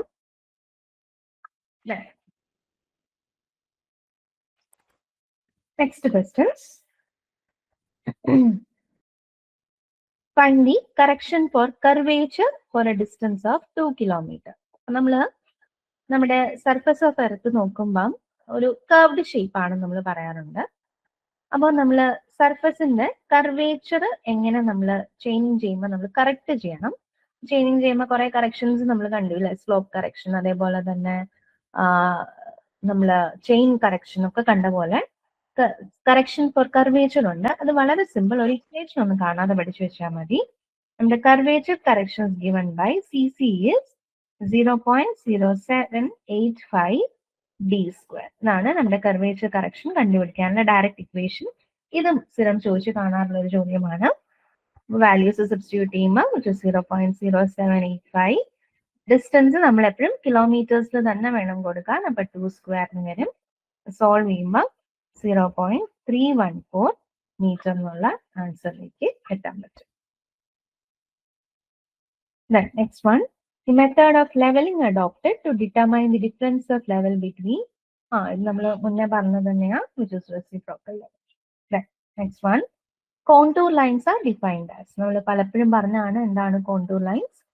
contour lines എന്ന് പറയുന്നത് എന്താ? ലൈൻ ജോയിനിങ് പോയിന്റ്സ് ഓഫ് എന്താണ്? Equal elevation. അല്ലെ, ഈക്വൽ എലിവേഷൻ ജോയിൻ ചെയ്യുന്നവരാണ്. അല്ലെങ്കിൽ ഈക്വൽ ഹൈറ്റ് അബവ് മീൻ സീ ലെവൽ. സ്ട്രെയിറ്റ് ആയിരിക്കാം, വേവി ആയിരിക്കാം, അതൊക്കെ ഡിപ്പെൻസ്. ആ ഒരു സ്ഥലം അനുസരിച്ചിരിക്കും. ചിലപ്പോൾ സ്ട്രെയിറ്റ് ലൈൻസ് ആയിരിക്കാം, ചിലപ്പോൾ വേവി നേച്ചർ ആയിരിക്കും കാണാൻ പറ്റുന്നത്. സോ ഈക്വൽ ഹൈറ്റ് അബവ് മീൻ സീ ലെവല് കണക്ട് ചെയ്യുന്ന പോയിന്റ്സ് ഉണ്ടായിരിക്കും. ഈക്വൽ ഹൈറ്റിലുള്ള കുറെ പോയിന്റ്സ് ഉണ്ടായിരിക്കും. ആ പോയിന്റ്സിനെല്ലാം നമ്മൾ കണക്ട് ചെയ്ത് വരയ്ക്കുന്ന ലൈനിനെ വിളിക്കുന്ന പേരാണ് contour. Next one, elevations and depressions on the surface of the ground are shown on a map by means of any one of the following lines. Name the line. ഹൈറ്റിലാണോ, പൊക്കത്തിൽ നിൽക്കുന്ന ലൈനാണോ, താഴ്ന്നു നിൽക്കുന്ന പോയിന്റ്സ് ആണോ, എങ്ങനെയാ കാണാൻ പറ്റുന്നത്? ഒരു കോണ്ടൂർ മാപ്പ് എടുത്ത് നോക്കിക്കഴിഞ്ഞാൽ നമുക്ക് അവിടെ ഏതൊക്കെ പോയിന്റ്സ് ഹൈറ്റിലാണോ താഴെയാണോ നിൽക്കുന്നത് എന്നുള്ളത് ഐഡന്റിഫൈ ചെയ്യാനായിട്ട് പറ്റും. സോ എലിവേഷൻസ് ആൻഡ് ഡിപ്രഷൻസ് കണ്ടുപിടിക്കാൻ വേണ്ടി നമ്മൾ യൂസ് ചെയ്യുന്ന ലൈനിന്റെ പേരാണ് കോണ്ടൂർ ലൈൻ. ഇനി ആ കോണ്ടൂർ ലൈൻ തന്നെ പല ക്യാരക്ടറിസ്റ്റിക്സ് നമ്മൾ കണ്ടിരുന്നില്ലേ?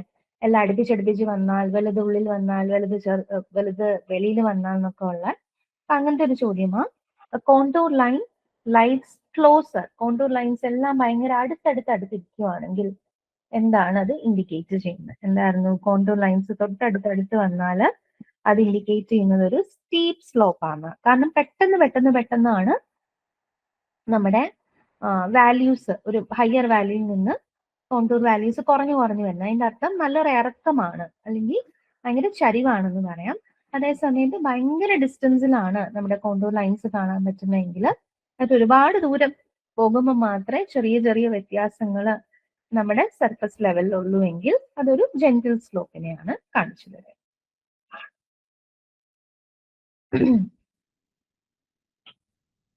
Next question. The error due to imperfect focusing of the eyepiece and object glass is known as.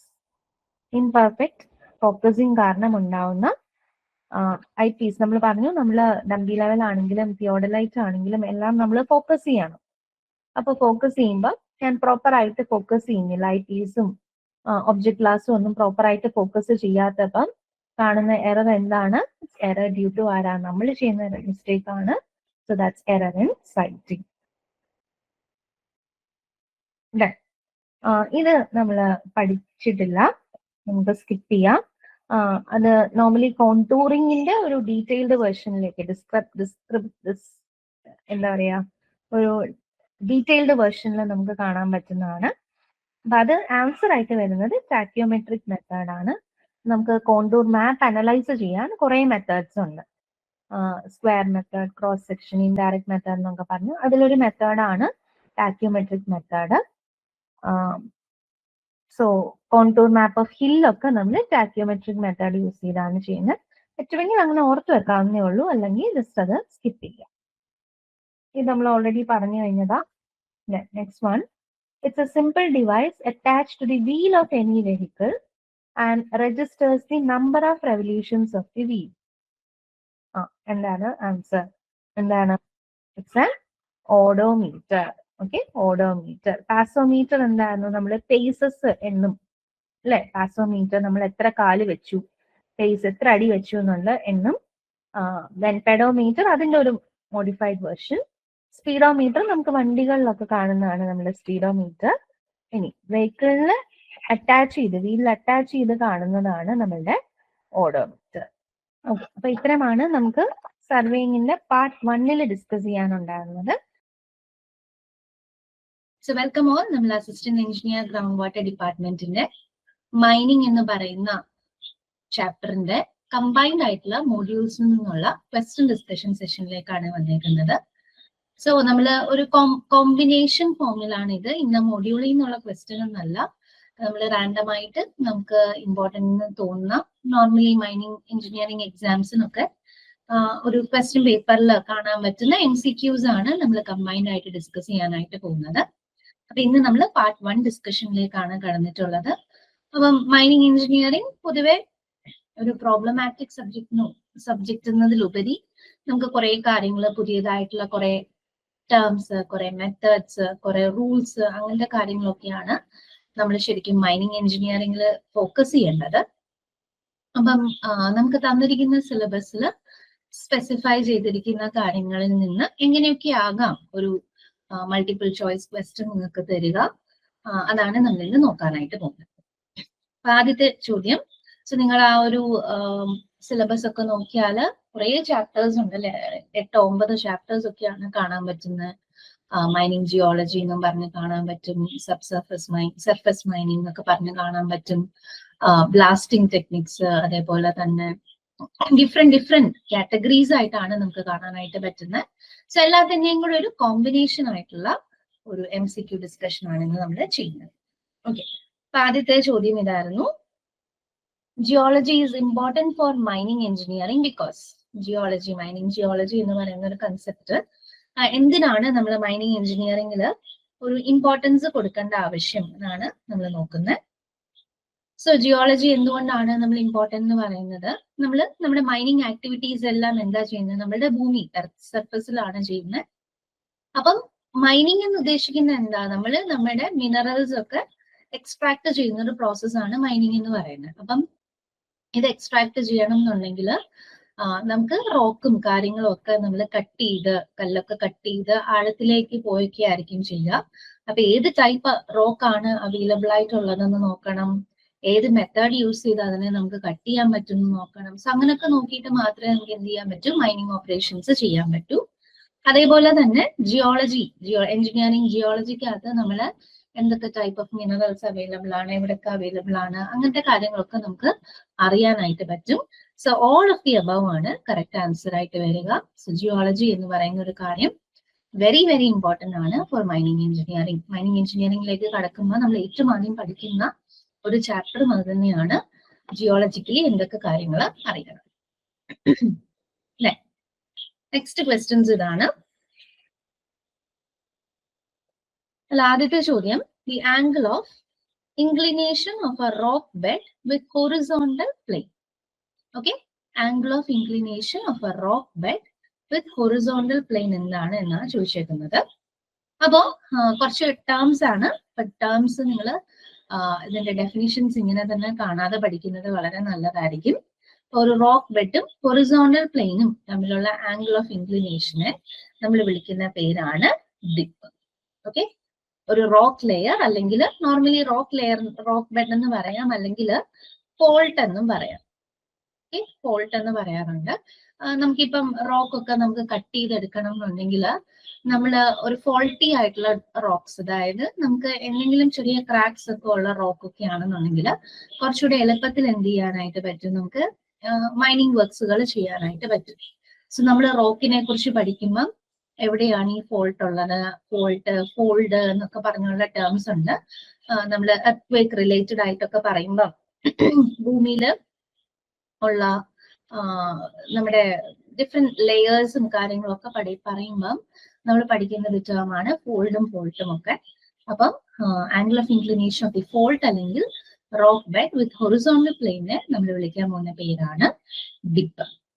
ഇനി നെക്സ്റ്റ് ക്വസ്റ്റ്യൻ ചോദിച്ചേക്കുന്നത് ഈ സെയിം സാധനം, the maximum angle of dip on A rock bed എന്താണെന്നാണ് ചോദിച്ചേക്കുന്നത്. Okay, maximum angle എന്ന് പറയുമ്പോൾ നമ്മൾ ഓർത്ത് വെക്കേണ്ടത് it is known as true dip. Okay, maximum angle of dip എന്ന് പറയുന്നത് നമ്മുടെ ട്രൂ ഡിപ്പ് ആണ്. And it is always measured perpendicular to the strike of the bed. എപ്പോഴും നമ്മൾ മെഷർ ചെയ്യുന്നത് ബെഡ് സ്ട്രൈക്കിനോട് പെർപെൻഡിക്കുലർ ആയിട്ടായിരിക്കും. ഇനി നെക്സ്റ്റ് ക്വസ്റ്റ്യൻ ചോദിച്ചിരിക്കുന്ന trend of a rock bed on the ground surface is called. Okay, trend of a rock bed on the ground surface is called as strike. Okay, strike എന്ന് പറയുന്നത് നമ്മളുടെ ഒരു intersection, ഒരു Rocky ലെയറും അതേപോലെ തന്നെ horizontal പ്ലെയിനുമായിട്ട് നമ്മളൊരു ലൈൻ വരച്ചാൽ, ഒരു ലൈൻ വരയ്ക്കുന്നു, ഇന്റർസെക്ട് ചെയ്യാനായിട്ട് വരച്ചാൽ നമ്മൾ അതിനെ വിളിക്കുന്ന പേരാണ് സ്ട്രൈക്ക് എന്ന് പറയുന്നത്. ഓക്കെ, സോ സ്ട്രൈക്ക് എപ്പോഴും എങ്ങനെയായിരിക്കും, പെർപെൻഡിക്കുലർ ടു ആരായിരിക്കും, നമ്മളുടെ ട്രൂ ഡിപ്പ് എന്താണോ അതിനോട് പെർപെൻഡിക്കുലർ ആയിട്ടും ആയിരിക്കും ആരെ കാണാൻ പറ്റുന്നത്, സ്ട്രൈക്ക് കാണാനായിട്ട് പറ്റുന്നത്. നെക്സ്റ്റ് ക്വസ്റ്റ്യൻ, ആദ്യം നമുക്ക് ആ ഒരു തിയറി ക്വസ്റ്റ്യൻ എന്താന്ന് നോക്കാം. Ratio of actual load carried by the conveyor during its running period to the nominal capacity for these hours is known as. അപ്പൊ നമ്മൾ മൈനിങ് ചെയ്യുമ്പോൾ മൈനിങ് മെഷീൻസ് എന്ന് പറഞ്ഞ മൈനിങ് മെഷീൻസ് അല്ലെങ്കിൽ മൈനിങ് എക്യുപ്മെന്റ്സ് ആയിട്ടുള്ള rope, conveyor, locomotives എന്നൊക്കെ പറഞ്ഞ് നിങ്ങൾക്ക് സിലബസിൽ റെഫറൻസ് ആയിട്ട് തന്നിട്ടുണ്ട്. അപ്പം നമ്മുടെ കൺവെയർ ബെൽറ്റിനെ സംബന്ധിച്ച് വന്നിരിക്കുന്ന ഒരു ചോദ്യമാണിത്. Ratio of actual load carried by a conveyor during its running period. നമ്മൾ കൺവെയർ യൂസ് ചെയ്യുന്ന സമയത്ത് അത് എത്ര ലോഡ് ക്യാരി ചെയ്യുന്നു to the nominal capacity. Nominal capacity എന്ന് പറയുമ്പോൾ നമ്മൾ എക്സ്പെക്ട് ചെയ്യുന്ന ഒരു വാല്യൂനെയാണ് നോമിനൽ കപ്പാസിറ്റി എന്ന് പറയുക. അപ്പൊ ആ രണ്ട് പേര് തമ്മിലുള്ള റേഷ്യോ എന്താണെന്നാണ് ചോദിച്ചിരിക്കുന്നത്. സോ ഓപ്ഷൻ എ ആണ് correct answer, which is known as average loading factor. ഇനി നെക്സ്റ്റ് വൺ ചോദിച്ചിരിക്കുന്നത് ഒരു സാൻഡ്വിച്ച് കൺവെയർ. നിങ്ങൾ പഠിച്ചു കാണും സാൻഡ്വിച്ച് കൺവെയേഴ്സ് എന്തൊക്കെയാണെന്നുള്ളത്. അപ്പൊ അതിൽ സാൻഡ്വിച്ച് കൺവെയർ എന്താണെന്നാണ് ചോദിച്ചിട്ടുള്ളത്. So sandwich conveyor is A type of high angle conveyor. Example for high angle conveyor. ഇനി നമുക്ക് നമ്മളുടെ പ്രോബ്ലത്തിലേക്ക് വരാം. നമുക്കൊരു എഞ്ചിനീയറിംഗ് എക്സാം ആയതുകൊണ്ട് തന്നെ മേ ബി, പക്ഷെ എല്ലാ ഡിപ്പാർട്ട്മെന്റ്സിന്റെയും കൂടെ ഒരുമിച്ചായതുകൊണ്ട് അറിയില്ല എത്രത്തോളം നമുക്ക് ഇങ്ങനെ ഒരു പ്രോബ്ലം ഒക്കെ ചോദിക്കാൻ സാധ്യതയുണ്ട്. പക്ഷെ എന്നാലും ഒന്ന് രണ്ട് കുറച്ച് നമുക്ക് അവിടെ ഇവിടെ നിന്ന് കാണുന്ന പ്രോബ്ലംസ് ഒക്കെ ഒന്ന് ചെയ്ത് പഠിക്കുന്നത് നല്ലതായിരിക്കും. ഇതാണ് ചോദിച്ചേക്കുന്നത്. Calculate the capacity of belt conveyor in tons per hour for the following specifications. ഒരു ബെൽറ്റ് കൺവെയറിന്റെ കപ്പാസിറ്റി കണ്ടുപിടിക്കാനാണ് ചോദിച്ചേക്കുന്നത്. So bulk density of material തന്നിട്ടുണ്ട്, കോഡ് ലെങ്ത് തന്നിട്ടുണ്ട്, ബെൽറ്റ് ഡിഫ്ലക്ഷൻ ആംഗിൾ തന്നിട്ടുണ്ട്, ആംഗിൾ ഓഫ് റിപ്പോസ് തന്നിട്ടുണ്ട്, 20 degrees ആണ്. സോ നമ്മൾ നോർമലി ഇതിന്റെ ഒരു ഇക്വേഷൻ ആയിട്ട് പറയുന്നത് Q. ഓക്കെ, സോൾവ് ചെയ്യാനായിട്ട് നമുക്കൊരു ഇക്വേഷൻ അവൈലബിൾ ആണ്. Q is given by 3.6 AV rho C. Okay, 3.6 AV rho C ആണ്.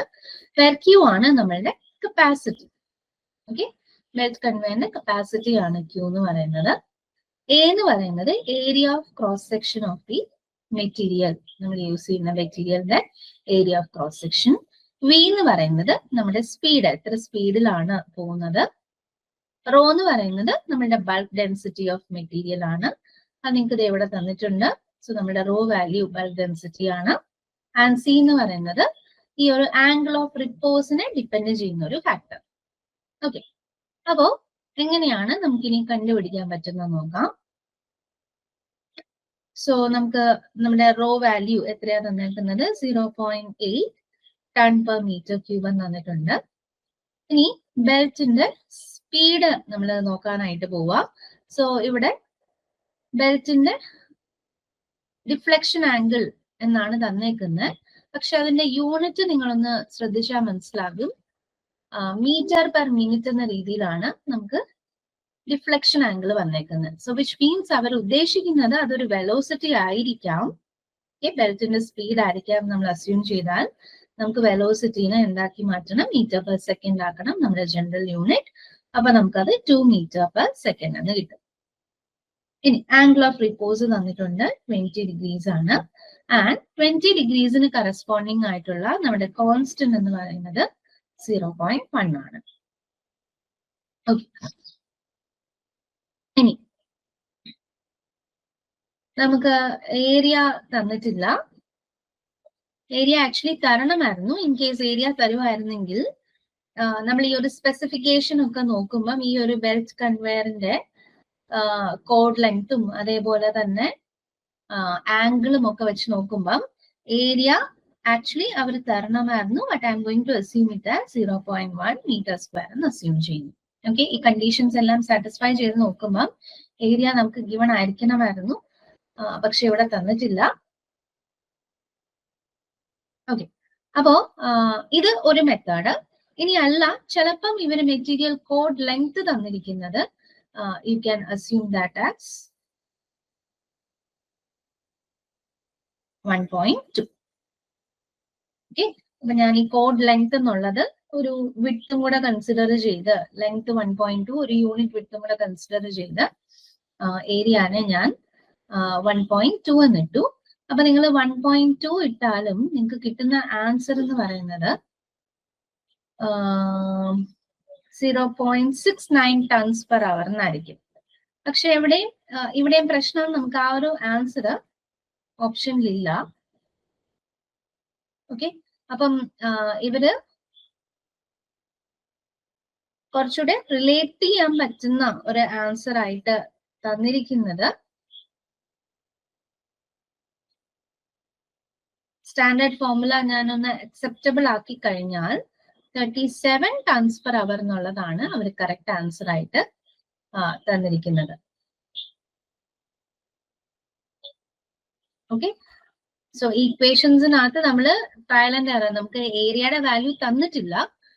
സോ ഏരിയയുടെ വാല്യൂ തരാത്തത് കൊണ്ട് നമ്മളൊരു അസംഷനിലേക്ക് ഇങ്ങനെ പോയി ഓൾമോസ്റ്റ് നമുക്ക് കിട്ടുന്ന ഒരു വാല്യൂ എന്ന് പറയുന്നത് 37 ആണ്. 37 ton per hour ആയിരിക്കും ആൻസർ ആയിട്ട് വരിക. നെക്സ്റ്റ്,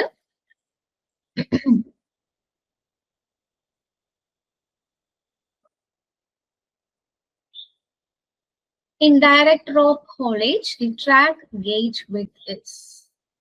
ഞാൻ പറഞ്ഞിരുന്നു നമുക്ക് മെഷീൻസ് ആയിട്ട് നമുക്ക് റോപ്പ് ഉണ്ട്, കൺവെയർ ഉണ്ട്. അപ്പൊ ഒരു ഡയറക്റ്റ് റോപ്പ് ആണ് യൂസ് ചെയ്യുന്നതെങ്കിൽ ട്രാക്ക് ഗേജ് വിഡ്ത്ത് എത്രയായിരിക്കണം എന്നാണ് ചോദിച്ചിട്ടുള്ളത്. സോ അത് ഡയറക്ട്ലി കാണാതെ പഠിക്കേണ്ട ആൻസർ ആണ്, which is 0.6 metre. Okay, mining ഓപ്പറേഷൻസിൽ നമ്മളൊരു സ്റ്റാൻഡേർഡ് ട്രാക്ക് ഗേജ് ആയിട്ട് പറയുന്ന വാല്യൂ ആണ് 0.6 മീറ്റേഴ്സ്. അപ്പൊ ഇങ്ങനത്തെ വാല്യൂസ് ഒക്കെ ആയിരിക്കാം നോർമലി ക്വസ്റ്റ്യൻ ആയിട്ട് വരാൻ സാധ്യത. ഇനി ജോയിനിങ് ഓഫ് റോപ്സിനെ നമ്മൾ എന്ത് പേരാണ് വിളിക്കുക? അത് നിങ്ങൾ കേട്ടിട്ടുണ്ടായിരിക്കും അറിയില്ല. ഇപ്പം എനിക്കൊരു 3 മീറ്റർ നീളത്തിൽ ഒരു റോപ്പ് വേണം, പക്ഷെ ഒരു 2.5 മീറ്റർ ആണ് സ്റ്റാൻഡേർഡ് ലെങ്ത് എങ്കിൽ നമ്മൾ അടുത്തൊരു 0.5 മീറ്റർ ജോയിൻ ചെയ്യും. സോ അങ്ങനെ ലെങ്ത് കൂട്ടി ജോയിൻ ചെയ്യുന്ന ഒരു സ്റ്റാൻഡേർഡ് ലെങ്ത് കഴിഞ്ഞിട്ട് വരുന്ന എക്സ്ട്രാ ലെങ്ത്തുകളെ കൂട്ടി ജോയിൻ ചെയ്യുന്നതിന് നമ്മൾ വിളിക്കുന്ന പേരാണ് സ്പ്ലൈസിങ് എന്നാണ് പറയാം. ഓക്കെ, അപ്പൊ ഓപ്ഷൻ ഏതായിരിക്കും കറക്റ്റ് ആൻസർ ആയിട്ട് വരുന്നത്? Rope splicing. Answer is rope splicing. Lay term is used in wire ropes to denote. Lay ചെയ്യുക, wire ropes lay ചെയ്യുക എന്ന് പറഞ്ഞാൽ, lay എന്ന് പറഞ്ഞാൽ എന്താണ് ഉദ്ദേശിക്കുന്നത്? ഓക്കെ, സോ ലേ എന്ന് ഉദ്ദേശിക്കുന്നത് നമ്മളെ ഒരു വയർ റോപ്പിന്റെ സ്ട്രാൻഡ്സ് എങ്ങനെയാണ് ട്വിസ്റ്റ് ചെയ്തിരിക്കുന്നത് അതിനെയാണ് നമ്മൾ ലേ എന്ന് ഉദ്ദേശിക്കുന്നത്. So direction of laying of wire റോപ്സിനെ വിളിക്കുന്ന പേരാണ്, ആ ഒരു പ്രോസസ്സിനെ നമ്മൾ വിളിക്കുന്ന പേരാണ് lay. No special fittings or attachments is attached in this method of rope joining. A particular rope joining il namakku special fittings or attachments onnum venda ennundengil nammal vilikkunna peru endana? That is rope splicing. Special fittings venda, special attachments onnum venda, nammal just rope inde neelam ropes thanne ingane join ചെയ്തു പോകുന്നതിനെ വിളിക്കുന്ന പേരാണ് rope splicing. On observing this tendency of a rope, it is replaced. നമ്മൾ rope use ചെയ്യുമ്പോൾ rope ഇടയ്ക്ക് replace ചെയ്യേണ്ടതായിട്ട് വരും. So എന്ത് കണ്ടീഷനിലാണ് നമ്മൾ റോപ്പ് റീപ്ലേസ് ചെയ്യുന്നതെന്നാണ് ചോദിച്ചേക്കുന്നത്. സോ അത് പറ്റുമെങ്കിൽ കാണാതെ പഠിക്കാം. നമ്മുടെ outer wires have lost almost 1/3 of its diameter. Okay, നമ്മുടെ റോപ്പ് ചുറ്റിയിരിക്കുന്ന വയേഴ്സിന്റെ 1/3 ഡയമീറ്റർ എങ്കിലും ഈ മൈനിങ് ഓപ്പറേഷൻ ഇങ്ങനെ ഹൗളിംഗ് ഒക്കെ ചെയ്യുന്ന സമയത്ത് പോവുകയാണെങ്കിൽ, നഷ്ടപ്പെട്ടു പോയിട്ടുണ്ടെങ്കിൽ നമ്മൾ എന്ത് ചെയ്യണം? റോപ്പിനെ റീപ്ലേസ് ചെയ്യണം. Next question, again same question മറ്റൊരു രീതിയിൽ തന്നിരിക്കുന്നേ ഉള്ളൂ. മൈനിങ് റോപ്സിൽ ലേ എന്താണ് ഇൻഡിക്കേറ്റ് ചെയ്യുന്നത്? എന്തായിരുന്നു ലേ ഇൻഡിക്കേറ്റ് ചെയ്യുന്നത്? സ്ട്രാൻഡ്സ് in the rope ആണ്. Which of the following center core looks like independent wire rope? Okay, looks like an independent wire rope. ഇത് നിങ്ങൾ പഠിച്ചിട്ടുണ്ടോ എനിക്കറിയില്ല. Center core looking like independent wire rope is known as IWRC. ഒന്ന് കാണാതെ ഓർക്കുക. This rope type has very smooth exterior surface. ആർക്കാണ് ഏറ്റവും smooth ആയിട്ടുള്ള എക്സ്റ്റീരിയർ സർഫസ് ഉള്ളത്? Again, that is full of റോപ്പിനെയാണ് നമുക്ക് ഒരു സ്മൂത്ത് എക്സ്റ്റീരിയർ സർഫസ് കാണാൻ പറ്റുന്നത്. Initial stretch in a wire rope is removed or eliminated by this process. Initial stress എങ്ങനെ ചെയ്യാനായിട്ട് പറ്റും? സോ ഇനീഷ്യൽ സ്ട്രെച്ചിനെ നമ്മൾ ചെയ്യുന്ന, അതായത് ഇപ്പം നമുക്കറിയാം, നമ്മളിപ്പോ ഒരു ക്ലോത്ത്സ് ഇടാനായിട്ട് നമ്മളൊരു അയ കെട്ടി. അപ്പൊ നമ്മള് ഇനിഷ്യലി ഞാൻ ഭയങ്കര വെയിറ്റ് ഉള്ള ഒരു ക്ലോത്ത് ഇട്ട് കഴിഞ്ഞാൽ ഉറപ്പായിട്ടും അത് സാഗ് ചെയ്യും. സോ അത് ഒഴിവാക്കാൻ വേണ്ടി നമ്മൾ എന്താ ചെയ്യുന്നത്? നമ്മൾ വളരെ ടൈറ്റ് ആയിട്ടായിരിക്കും എന്ത് ചെയ്യുന്നത്? നമ്മളുടെ റോപ്പൊക്കെ നമ്മൾ കെട്ടിവെക്കുന്നത്. സോ അങ്ങനെ വളരെ ടൈറ്റ് ആയിട്ട് വളരെ ടെൻഷനിൽ അപ്ലൈ ചെയ്യുന്ന ഇനീഷ്യൽ പ്രോസസ്സിനെ നമ്മൾ വിളിക്കുന്ന പേരാണ് pre stressing. Okay, pre stressing അല്ലെങ്കിൽ പ്രീ ടെൻഷനിങ് നമ്മൾ പറയാറുണ്ട്. സോ ആ ഒരു ഇനീഷ്യൽ സ്ട്രെച്ച് നമുക്ക് ഒഴിവാക്കാനായിട്ട് ചെയ്യാൻ പറ്റുന്ന മെത്തേഡാണ് pre stress. In this process, the wires and strands are given the appropriate spiral shape by drawing the wires through a die. ഇതെല്ലാം നമ്മൾ വയറുമായിട്ട് റിലേറ്റ് ചെയ്ത് പറയുന്ന കാര്യങ്ങളാണ്. സോ ഏത് പ്രോസസ്സിലാണ് നമ്മൾ വയേഴ്സും സ്ട്രാൻഡ്സും ഒരു സ്പൈറൽ ഷേപ്പിലേക്ക് കൊണ്ടുവരുന്നത്? And that is known as preforming. എന്തായാലും ഗാൽവനൈസിംഗ് അല്ല, ഡീസ്ട്രെസ്സിങ് അല്ല, വെൽക്കനൈസിങ് അല്ല. ചില ക്വസ്റ്റ്യൻസ് ഒക്കെ നമുക്ക് ഓപ്ഷൻസിനകത്തുനിന്ന് കിട്ടും. Next one, removal of metals from outer wires in A rock was observe. What type of wear it is? Okay, metals, നമ്മുടെ ഔട്ടർ വയറിൽ നിന്ന് മെറ്റൽസ് ഇങ്ങനെ റിമൂവ് ആയി തേഞ്ഞു പോകുന്നു, അല്ലെങ്കിൽ ഇളകി പോകുന്നതായിട്ട് കാണാൻ പറ്റി. അപ്പൊ അങ്ങനത്തെ വിയറിനെ എന്ത് പേരാണ് വിളിക്കുന്നത്? സോ റിമൂവൽ ഓഫ് മെറ്റൽസിനെ നമ്മൾ നോർമലി വിളിക്കുന്ന പേരാണ് abrasion, or that is known as abrasive wear. Next question. ഇതെല്ലാം നമുക്കൊരു മൈനിങ്ങിന്റെ ഒരു MCQ സെറ്റിൽ നിന്ന് കിട്ടിയിരുന്ന ക്വസ്റ്റ്യൻ ആണ്. അപ്പൊ അതുകൊണ്ടാണ് നിങ്ങൾക്ക് ക്വസ്റ്റ്യൻസ് ഇങ്ങനെ കാണാനായിട്ട് പറ്റുന്നത്, സോ ദാറ്റ് നമുക്ക് മാക്സിമം ഡിസ്കഷനിലേക്ക് എത്തിക്കാൻ പറ്റും. അപ്പൊ അതിൽ ആദ്യത്തെ ചോദ്യം എന്താ? Rough shape of belt conveyor is made with the help of. Rough shape of a belt conveyor is made with the help of idler set എന്നാണ് പറയാം. Okay, idler set. Pipe conveyors. Okay, pipe conveyors നമ്മൾ mining operation ചെയ്യുമ്പോൾ pipe കൺവെയേഴ്സിന്റെ പ്രത്യേകത എന്താണെന്ന options തന്നിട്ടുണ്ട്. Environment friendly, energy efficient, easy to maintain, all the above. So normally നമുക്ക് ഈ ഒരു ഓൾ ദി അബവ് എന്ന് പറയുന്ന ഒരു കാര്യം വരുമ്പം ഉറപ്പായിട്ടും എന്താ ടെൻഡൻസി ആവുന്നത്? ഓൾ ദി അബവ് കൊടുക്കാനാണ് correct answer.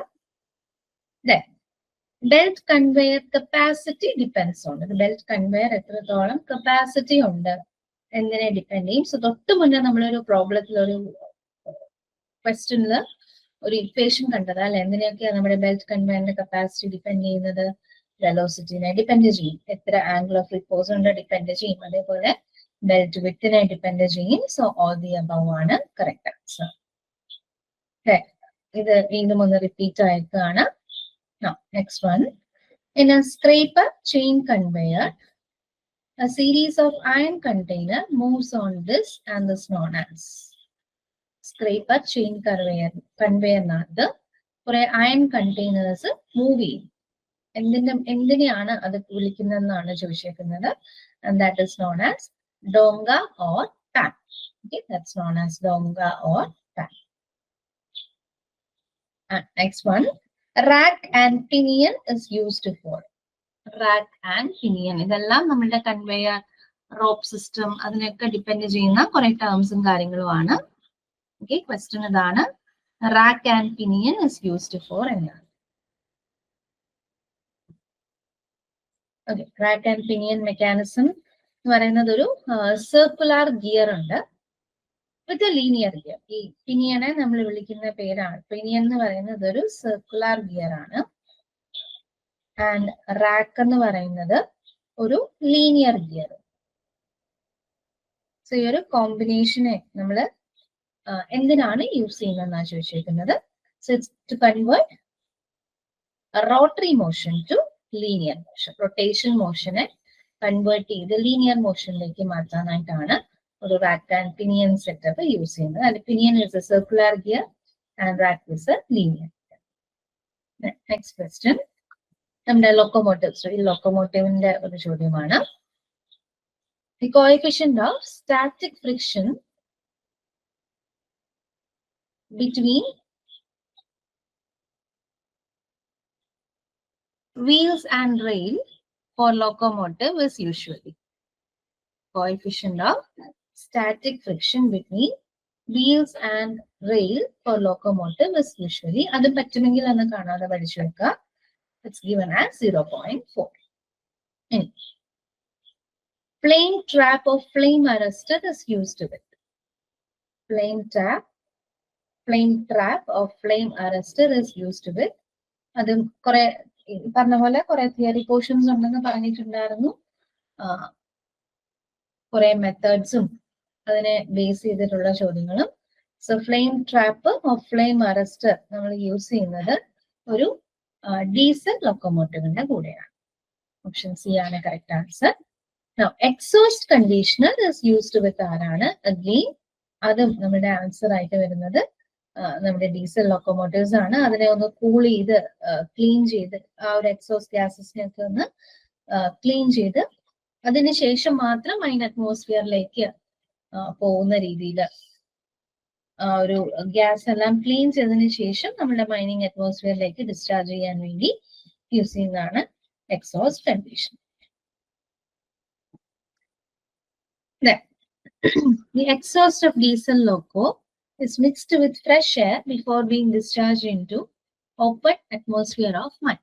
The minimum quantity of fresh air mixed with exhaust is 8 times of volume of exhaust. അങ്ങനെയാണെങ്കിൽ A is given by. Okay? എത്രയാണെന്നാണ് ചോദിച്ചിരിക്കുന്നത്. സോ അത് നിങ്ങൾ കാണാതെ ഓർത്ത് വെക്കണം. ഇറ്റ്സ് 40. എത്ര ടൈംസ്, എത്ര minimum quantity of fresh air നമ്മൾ മിക്സ് ചെയ്യണം with help off with exhaust. എത്ര ടൈംസ് ആണ് ചോദിച്ചിരിക്കുന്നത്. സോ ഇറ്റ്സ് 40 ടൈംസ് ആണ് നമ്മൾ മിക്സ് ചെയ്യേണ്ടത്. The flame trap of diesel locomotive is liable to choke up due to flame trap. ഭയങ്കര narrow അപ്പേർച്ചേഴ്സ് ആണ് നമുക്ക് കാണാൻ പറ്റുന്നത്. അപ്പൊ അവര് ചോക്കപ്പ് ആകാനുള്ള ഒരു സാധനം, ചോക്കപ്പ് ആയി തടഞ്ഞു പോകാനുള്ള ഒരു സാധനം എന്താണെന്നാ ചോദിച്ചേക്കുന്നത്. Which is due to dust in air. Choking ഉണ്ടാവുന്നത് ഡസ്റ്റ് ഇൻ എയർ കാരണമാണ്. Now, which of the following can be used safely right up to the face of a coal mine? ഇതിൽ ഏത് ലോക്കോമോട്ടീവ് ആണ് നമുക്ക് ഫേസ് ഓഫ് കോൾ മൈൻ വരെ use ചെയ്യാൻ പറ്റുന്ന? Battery loco ആണോ, ഡീസൽ ലോക്കോ ആണോ, ട്രോളി വയർ ലോക്കോ ആണോ, ഓൾ ഓഫ് ദീസ് ആണോ? അപ്പം എപ്പോഴും നമുക്ക് എല്ലാത്തിന്റെ answer all of the above ഉണ്ടെങ്കിൽ ഓൾ ഓഫ് ദീസ് ആകണം നിർബന്ധമില്ല. ഇതിൽ ഏതാണ് കോൾ മൈൻഡ് ഫേസ് വരെ നമുക്ക് കൊണ്ടുപോകാൻ പറ്റുന്നത്? That is battery loco. Okay, കാര്യം എന്താ? കാരണം ബാറ്ററി ലോക്കോ ആകുമ്പം എക്സോസ്റ്റ് ഫ്യൂംസും ഒന്നും ആവശ്യം വരത്തില്ല. അപ്പം റിസ്ക് ഓഫ് ഫയർ, എക്സ്പ്ലോഷൻ കാര്യങ്ങളൊക്കെ വളരെ കുറവായി.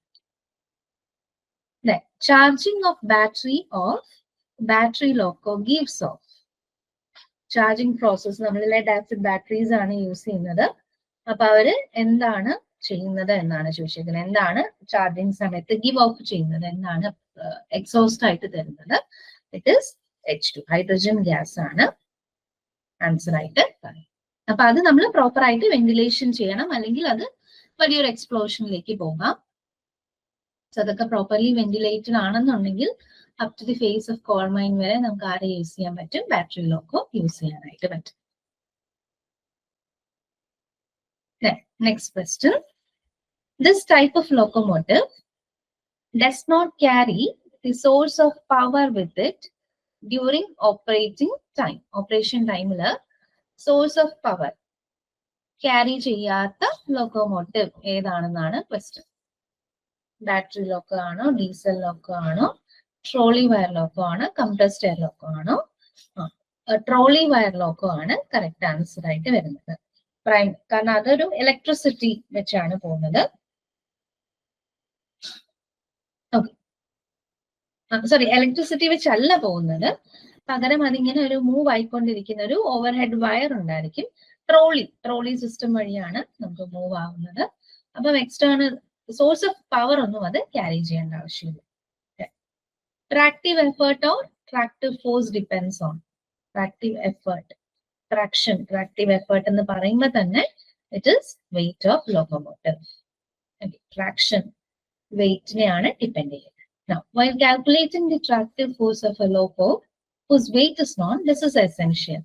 ഇപ്പൊ വെയിറ്റ് അറിയാവുന്ന ഒരു ലോക്കോമോട്ടീവിന്റെ ട്രാക്റ്റീവ് ഫോഴ്സ് കാൽക്കുലേറ്റ് ചെയ്യാൻ പോവാ. അപ്പൊ ഉറപ്പായിട്ടും എന്താ? ട്രാക്ഷൻ എത്ര, അതായത് ഒരു ബ്രേക്കിംഗ് പോലെയാണ് നമ്മൾ ട്രാക്ഷൻ പറയുന്നത്. സോ വെയിറ്റ് അറിയാമെന്നുണ്ടെങ്കിൽ ഉറപ്പായിട്ടും പിന്നെ നമുക്ക് ബ്രേക്കിംഗ് എഫക്ട് എന്ന് പറയുമ്പോൾ എന്തായിരിക്കും വരുന്നത്? It's the friction. So frictional adhesion between locomotive wheels and rail track. This locomotive type liberates exhaust gases. തന്നിരിക്കുന്നത് ഏതായിരിക്കും എക്സോസ്റ്റ് ഗ്യാസ് ലിബറേറ്റ് ചെയ്യുന്നത്? ഉറപ്പായിട്ടും ഡീസൽ ലോക്കോ ആണ് എക്സോസ്റ്റ് ഗ്യാസസ് ലിബറേറ്റ് ചെയ്യുന്നത്. നെക്സ്റ്റ്, നമ്മളുടെ മൈനിങ്ങിന്റെ ഒരു മെത്തേഡ്, മൈനിങ്, ബ്ലാസ്റ്റിംഗ്, ആ ഒരു കാറ്റഗറിയിൽ വരുന്ന കുറച്ച് ക്വസ്റ്റ്യൻസ് ആണ്. Match the following for a drilling system. ഒരു ഡ്രില്ലിംഗ് സിസ്റ്റത്തിൽ കുറച്ച് കോമ്പണൻസിന്റെ പേര് തന്നിട്ടുണ്ട്, അവരുടെ ഫംഗ്ഷൻ എന്താണെന്നും സൈഡിൽ തന്നിട്ടുണ്ട്. ഒരു drill, drill road, drill bit, flushing medium. എന്താ നോക്കാം. ഡ്രിൽ എന്ന് പറയുമ്പോൾ എന്തായിരിക്കും? ഡ്രില്ല് ചെയ്യുക എന്ന് പറയുമ്പം നമ്മള് ഓക്കെ അതിനു മുന്നേ ഓക്കെ നമുക്ക് ഇവിടെ ഫ്ലഷിംഗ് മീഡിയം എന്തിനായിരിക്കാം യൂസ് ചെയ്യുന്നത്? ഫ്ലഷിംഗ് മീഡിയം എന്ന് പറയുമ്പോൾ എന്താ, ഈ ഡ്രില്ല് ചെയ്ത് കഴിയുമ്പോൾ ഉള്ള കാര്യങ്ങളൊക്കെ കൊണ്ടുവരാൻ വേണ്ടി. അപ്പൊ എന്തായിരിക്കും നമ്മള് റീഗ്രൈൻഡിങ് സമയത്ത് ഒരു എനർജി ലോസ് ഒക്കെ കുറയ്ക്കാൻ വേണ്ടിയാണ് നമ്മൾ ഫ്ലഷിംഗ് മീഡിയം നോർമലി യൂസ് ചെയ്യുന്നത്. ഇനി ഡ്രിൽ റോഡിന്റെ പ്രത്യേകത എന്തായിരിക്കും? ഡ്രിൽ റോഡാണ് കറങ്ങുന്നത് അല്ലെ, മെക്കാനിക്കൽ എനർജീനെ നമ്മൾ ഡ്രിൽ ബിറ്റിലേക്ക് കടക്കുന്ന ആളാണ് നമ്മുടെ ഡ്രിൽ റോഡ്. അപ്പം it goes with 4 transmission of energy from a prime mover to applicator ആണ്. ആൻഡ് ഡ്രിൽ ബിറ്റ് എന്താ ചെയ്യുന്നത്? ആ എനർജീനെ എടുത്ത് എന്ത് ചെയ്യാൻ നോക്കുന്നു? നമ്മുടെ റോക്കിനെ ഫ്രാഗ്മെന്റഡ് ആക്കാനായിട്ട് നോക്കുന്നു, പീസ് ആക്കാനായിട്ട് നോക്കുന്നു. സോ അപ്പൊ ഡ്രിൽ ചെയ്യാൻ ഉദ്ദേശിക്കുന്ന എന്താണ്? Conversion of original form of energy into mechanical energy. നമ്മൾ ആ ഒരു വരുന്ന കറണ്ട് ത്രൂ നമ്മൾ അവിടെ ഒരു മെക്കാനിക്കൽ എനർജി ക്രിയേറ്റ് ചെയ്യുന്നു. അവിടെ ഹോള് ഡ്രിൽ ചെയ്യുന്ന പർപ്പസ് ആണ് ഡ്രിൽ റോഡിനുള്ളത്. ആൻഡ് ഡ്രിൽ ബിറ്റ് എന്താ ചെയ്യുന്നത്? നമുക്ക് ആ കിട്ടിയ റോക്ക് പീസസിനെ നമ്മൾ ഫ്രാഗ്മെന്റഡ് ആക്കി മാറ്റും.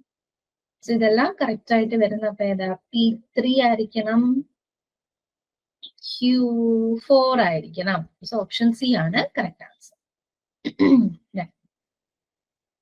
Hole is drilled by striking a number of blows at short intervals on the rock by a chisel type tool, and between the blows the tool is rotated. This method of drilling is called. ഒരു chisel type tool വെച്ച് drill ചെയ്യുന്നത്, അതായത് നമ്മള് മേളിന്ന് ഇട്ടിട്ട് അടിച്ചടിച്ച് എന്ത് ചെയ്യണം? കൂടാതെ ഇത് കറക്കുകയും കൂടെ ചെയ്യണം. അപ്പൊ എന്താണ് ആ ഒരു മെത്തേഡിന്റെ പേര്? പെർക്കഷൻ. പെർക്കഷൻ ആണ് നമ്മൾ ഹാമർ ബ്ലോസ് പ്ലസ് റൊട്ടേഷൻ ആയിട്ട് പറയാം. റോട്ടറി ഡ്രില്ലിങ്ങിനകത്തൊരു ത്രസ്റ്റ് ജസ്റ്റ് ഒന്ന് അമക്കി വെച്ച് റൊട്ടേറ്റ് ചെയ്യുന്നതായിരിക്കും. ആൻഡ് ഇതൊക്കെ ചെയ്യുമ്പോൾ ഉള്ള ആ ഒരു ബിറ്റ് നമ്മൾ പ്രത്യേകിച്ച് റോക്ക് ഒക്കെയാണ് എടുക്കുന്നതെങ്കിൽ നമ്മൾ പറയുന്ന പേരാണ് diamond drilling. Okay. In this drilling process, holes are drilled from the surface or underground working at any angle to the horizontal and used for coring. സർഫസിലാണെങ്കിലും അണ്ടർഗ്രൗണ്ടിലാണെങ്കിലും എത്ര ഇൻക്ലിനേഷനിൽ വേണമെങ്കിലും ഡ്രിൽ ചെയ്യുന്നതിന് എന്ത് പേരാണ് വിളിക്കുക? സോ ഒരു എന്താ പറയാ, സിലിണ്ടറിക്കൽ കോർ ആണ് നമുക്ക് കിട്ടേണ്ടത് അല്ലെ. ഇങ്ങനെ എത്ര ആംഗിളിൽ ഡ്രിൽ ചെയ്താലും ഒരു സിലിണ്ടർ ഷേപ്പ് ആണ് നമുക്ക് കിട്ടുന്നത്. So that's goes with diamond drill.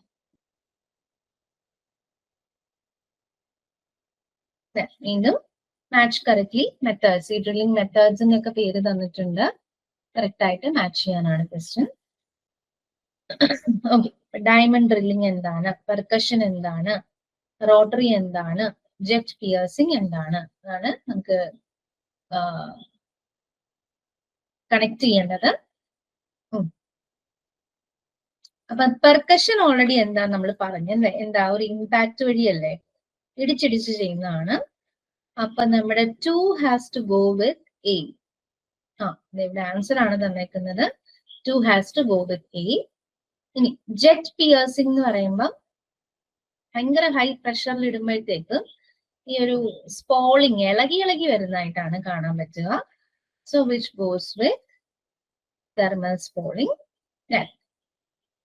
പിന്നെ നമുക്ക് ഡയമണ്ട് ഡ്രില്ലിങ്ങും റോട്ടറി റോളർ ഡ്രില്ലിങ്ങും ആണുള്ളത്.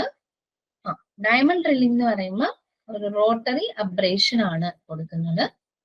ആൻഡ് ലാസ്റ്റ് വൺ വരുമ്പോൾ റോട്ടറി റോളർ ഡ്രില്ലിംഗ് ആണെങ്കിൽ നമ്മൾ കട്ടിങ്ങും പ്ലവിങ്ങുമാണ് ചെയ്യുന്നത്. റോട്ടറി റോളർ അതായത് കട്ട് ചെയ്യുന്ന സാധനം നമ്മൾ എടുത്തു മാറ്റുന്നു, കട്ട് ചെയ്യുന്നു, മാറ്റുന്നു, അങ്ങനെ ഒരു രീതി ആണ് കട്ടിങ് ആൻഡ് പ്ലവിങ് എന്ന് ഉദ്ദേശിക്കുന്നത്. Long hole drilling with crater blasting is used for the construction of. Long hole drilling with crater blasting, mining blasting in പല മെത്തേഡ്സും ടെക്നിക്സും ഒക്കെയാണ്. ലോങ് ഹോൾ ഡ്രില്ലിംഗ് വിത്ത് ക്രേറ്റർ ബ്ലാസ്റ്റിംഗ് നമ്മൾ ചെയ്യുന്നത് ഇൻ കേസ് ഓഫ് ഷാഫ്റ്റുകളാണ്. ഷാഫ്റ്റ് എന്ന് ഉദ്ദേശിക്കുന്നത് നമുക്ക് വളരെ ഡീപ്പ് ആയിട്ടുള്ള cylindrical കട്ടിങ്സിനെ നമ്മൾ വിളിക്കുന്ന പേരാണ് shaft. Among the following options, the specific energy for rock drilling is lowest. ഏതിലാണ് ഒരു സ്പെസിഫിക് എനർജി ഭയങ്കര കുറവാണ്? അതായത് ഞാൻ അപ്ലൈ ചെയ്യുന്ന എനർജി അവിടെ യൂസബിൾ ആയിട്ട് കിട്ടുന്നത് വളരെ കുറവ് ഏതിലായിരിക്കും? ഒബ്വിയസ്ലി നമ്മുടെ ജെറ്റ് പിയേഴ്സിംഗ് ആയിരിക്കും. The rotational speed and cutting velocity of a drill are 350 rpm and 71.5 meter per minute. The diameter of rotary drill bit എത്രയായിരിക്കണം? അവിടെ നിങ്ങളൊരു ഇക്വേഷൻ ഓർത്ത് വെച്ചാൽ മതി. നമ്മൾ ഡി എന്ന് പറയുന്നത് വി ബൈ പൈ എൻ ആണ്. ഓക്കെ, അപ്പൊ ഇവിടെ ഞാൻ സബ്സ്റ്റിറ്റ്യൂട്ട് ചെയ്താൽ എന്റെ വെലോസിറ്റി തന്നിട്ടുണ്ട്, which is 71.5 meters per minute ആണ്. നമുക്ക് കിട്ടേണ്ട ആൻസർ mm ആയതുകൊണ്ട് ഞാൻ അതിനെ mm സബ്സ്റ്റിറ്റ്യൂട്ട് ചെയ്ത 71,500 മാറുന്നു. പൈ ഇൻറ്റു എൻ, എൻ എന്ന് പറയുന്നത് 350. വാല്യൂ കാണാതെ, സോറി, ഇക്വേഷൻ ഒന്ന് കാണാതെ ഓർത്ത് വെക്കുക. വെലോസിറ്റി എന്ന് പറയുന്നത് എന്താണ്? സോ ഇങ്ങനെയാ വന്നത്. Velocity pi D into N. അതായത് പൈ ഡി എന്ന് പറയുമ്പോൾ എന്തായി? നമ്മുടെ റൊട്ടേഷൻ, നമ്മുടെ സർക്കംഫറൻസ് ആയി. അത് എത്ര പ്രാവശ്യം റൊട്ടേറ്റ് ചെയ്യും, അതിൽ നിന്നാണ് ഇക്വേഷൻ വരുന്നത്. സോൾവ് ചെയ്യുമ്പോൾ നമുക്ക് 65 mm എന്നുള്ള ആൻസർ.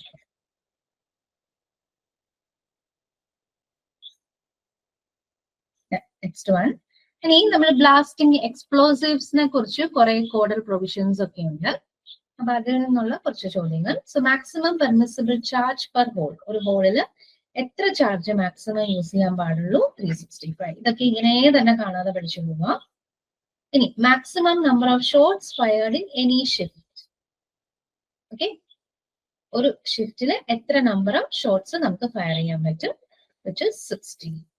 ഇനി no drill shall be used for boring a short hole unless it allows a clearance of at least a centimeter. It's given by 0.5. ഒരു ഡ്രില്ലിങ്ങും ചെയ്യാൻ പാടില്ല. ഓക്കെ, ഓൾറെഡി ഷോർട്ട് ഹോളില് നമ്മൾ ക്ലിയറൻസ് കൊടുക്കാതെ എത്ര മിനിമം ക്ലിയറൻസ് എങ്കിലും വേണം? 0.5 സെന്റിമീറ്റർ ക്ലിയറൻസ് എങ്കിലും ഉണ്ടായിരിക്കും. ഇനി അടുത്ത എന്താ? No shot shall be fired unless the length of fuse it's at least. നമ്മുടെ ഫ്യൂസ് ലെങ്ത് എത്ര ഉണ്ടായിരിക്കണം? അതും കാണാതെ പഠിക്കുക. It's 1.8 meter. The shot firer shall not fire more than dash shots in one round of blasting. ഒരു ബ്ലാസ്റ്റിംഗില് എത്രയിൽ കൂടുതൽ ചെയ്യാൻ പാടില്ല. ഓക്കെ, ഒറ്റ ബ്ലാസ്റ്റിംഗ്. മറ്റേ നമ്മൾ 60 പറഞ്ഞത് മൾട്ടി ഷോട്ട് എക്സ്പ്ലോഡർ ആണ്. ഒറ്റ ബ്ലാസ്റ്റിംഗിന്റെ കേസ് ആകുമ്പോൾ it becomes 15. Misfire is not post due to. Misfire എന്തുകൊണ്ടാവാൻ പറ്റില്ല? പുവർ ക്വാളിറ്റി ഓഫ് എക്സ്പ്ലോസീവ് ആണെങ്കിൽ ഉറപ്പായിട്ട് മിസ്ഫയർ ഉണ്ടാകും. ഡിറ്റോനേറ്ററും കൊള്ളത്തില്ലെങ്കിൽ എക്സ്പ്ലോഷൻ ഉണ്ടാകും, മിസ്ഫയർ ഉണ്ടാകും. ഹോൾ ഡെപ്ത് അല്ല. കണ്ടിന്യൂറ്റി ഇൻ സർക്യൂട്ട് ഉണ്ടെന്നുണ്ടെങ്കിൽ, സർക്യൂട്ട് പ്രോപ്പർ ആയിട്ടാണ് ചെയ്തിരുന്നെങ്കിൽ മിസ്ഫയറിങ് ഉണ്ടാകും. While handling misfires, a relieving hole shall be so placed that at no point shall it be nearer from the missed hole. നമ്മൾ മിസ്ഫയറും കൂടെ ഒന്ന് കൺസിഡർ ചെയ്താൽ ഒരു റിലീവിംഗ് ഹോൾ എവിടെ വേണം കൊടുക്കാൻ? And the answer is 5 centimeter. Blasting ചെയ്യുന്ന സമയത്ത് നമ്മൾ കൺസിഡർ ചെയ്യേണ്ട കുറച്ച് ടെക്നിക്കൽ കാര്യങ്ങളാണ് ഈ പറഞ്ഞത്. Next one, underground mine environment instruments. നമ്മള് മൈനിങ് എൻവയോൺമെന്റ് ആൻഡ് വെന്റിലേഷൻ എന്നൊക്കെ പറഞ്ഞ് സിലബസിൽ പറഞ്ഞിട്ടുണ്ട്. സോ അവിടെ യൂസ് ചെയ്യുന്ന കുറച്ച് ഇൻസ്ട്രുമെന്റ്സ് എങ്ങനെ മാച്ചപ്പ് ചെയ്യണം എന്നാണ് നോക്കാൻ പോകുന്നത്. ഓക്കെ, അപ്പൊ അതില് ഓർത്ത് വെക്കാൻ പറ്റുന്ന കുറച്ച് കാര്യങ്ങള്, നമ്മുടെ hygrometer. Okay, hygrometer is used to measure humidity. Anemometer നമ്മൾ യൂസ് ചെയ്യുന്നത് എയർ വെലോസിറ്റി കണ്ടുപിടിക്കാൻ. ഇത് രണ്ടും കോമൺലി നമ്മൾ യൂസ് ചെയ്യുന്ന 1-2 അപ്പാരറ്റസ് ആണ്. ഇനി ഹെൽവിൻ അപ്പാരറ്റസ് നമ്മുടെ മൈൻ എയർ കോമ്പോസിഷൻ മെഷർ ചെയ്യാനായിട്ട് യൂസ് ചെയ്യുന്നു. And green world apparatus ignition point temperature measure ചെയ്യാനായിട്ട് യൂസ് ചെയ്യും. ഓക്കെ, മൈനിങ് എൻവയോൺമെന്റ് വെന്റിലേഷൻ എന്നൊക്കെ പറഞ്ഞ ഒരു ചാപ്റ്റർ ഉണ്ട്. അപ്പൊ അതിൽ നമ്മൾ യൂസ് ചെയ്യുന്ന കുറച്ച് പാരറ്റസിന്റെ പേരും എന്താണ് അവര് മെഷർ ചെയ്യുന്ന കാര്യങ്ങളുമാണ് നോക്കിയത്. അപ്പൊ healthy apparatus ignition point temperature mine air composition measure ചെയ്യാൻ, then green world apparatus ignition point temperature measure ചെയ്യാൻ, hygrometer for humidity and anemometer for air. Okay, അപ്പൊ അത്രയാണ് നമുക്ക് പാർട്ട് 1 ഡിസ്കസ് ചെയ്യാനായിട്ടുണ്ടായിരുന്ന ചോദ്യങ്ങൾ. ഈ പാർട്ട് 2 നമ്മൾ കുറച്ചും കൂടെ വീണ്ടും ഫോക്കസ് ചെയ്യാൻ പോകുന്നത് കുറെ സർവേയിൽ നിന്നുള്ള കുറച്ച് ക്വസ്റ്റ്യൻസ് നമ്മുടെ കയ്യിലുണ്ട്. അപ്പൊ അത് നമുക്ക് പാർട്ട് 2 ആയിട്ട് ഡിസ്കസ് ചെയ്യാം.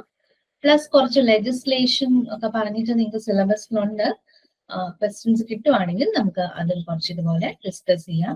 അപ്പൊ കുറെ കാര്യങ്ങളൊക്കെ ഇങ്ങനെയാണ് അങ്ങനെയാണെന്ന് പറഞ്ഞ് കാണാതെ പഠിച്ചേ നമുക്ക് പറ്റത്തുള്ളൂ. ബിക്കോസ് നിങ്ങൾക്കും അറിയാം, ഞങ്ങൾക്കും അറിയാം, ലൈക്ക് നമ്മുടെ സ്പെഷ്യലൈസേഷൻ ഏതാണെന്നുള്ളത്. അപ്പം അതില് നമുക്ക് മറ്റൊരാളുടെ സ്പെഷ്യലൈസേഷൻ ഇത്രയും ഡെപ്തിൽ നമുക്ക് പഠിക്കാൻ പറ്റുക എന്ന് പറയുന്നത് വളരെ ചുരുങ്ങിയ ഒരു സമയത്തിന് എവിടെ നിന്ന് എങ്ങനെയായിരിക്കും ക്വസ്റ്റ്യൻ വരിക എന്നൊരു ഐഡിയ ഇല്ലാതിരിക്കുമ്പോൾ വളരെ ബുദ്ധിമുട്ടായിരിക്കും. സോ അപ്പം തിയറി പോർഷൻസ് പഠിക്കാൻ പറ്റാത്തവർ ഇങ്ങനെ കുറച്ച് ക്വസ്റ്റ്യൻസിലൂടെ കടന്നുപോയെങ്കിലും ഒരു ഐഡിയ കൊണ്ടുവരാനായിട്ട് നോക്കും. Thank you.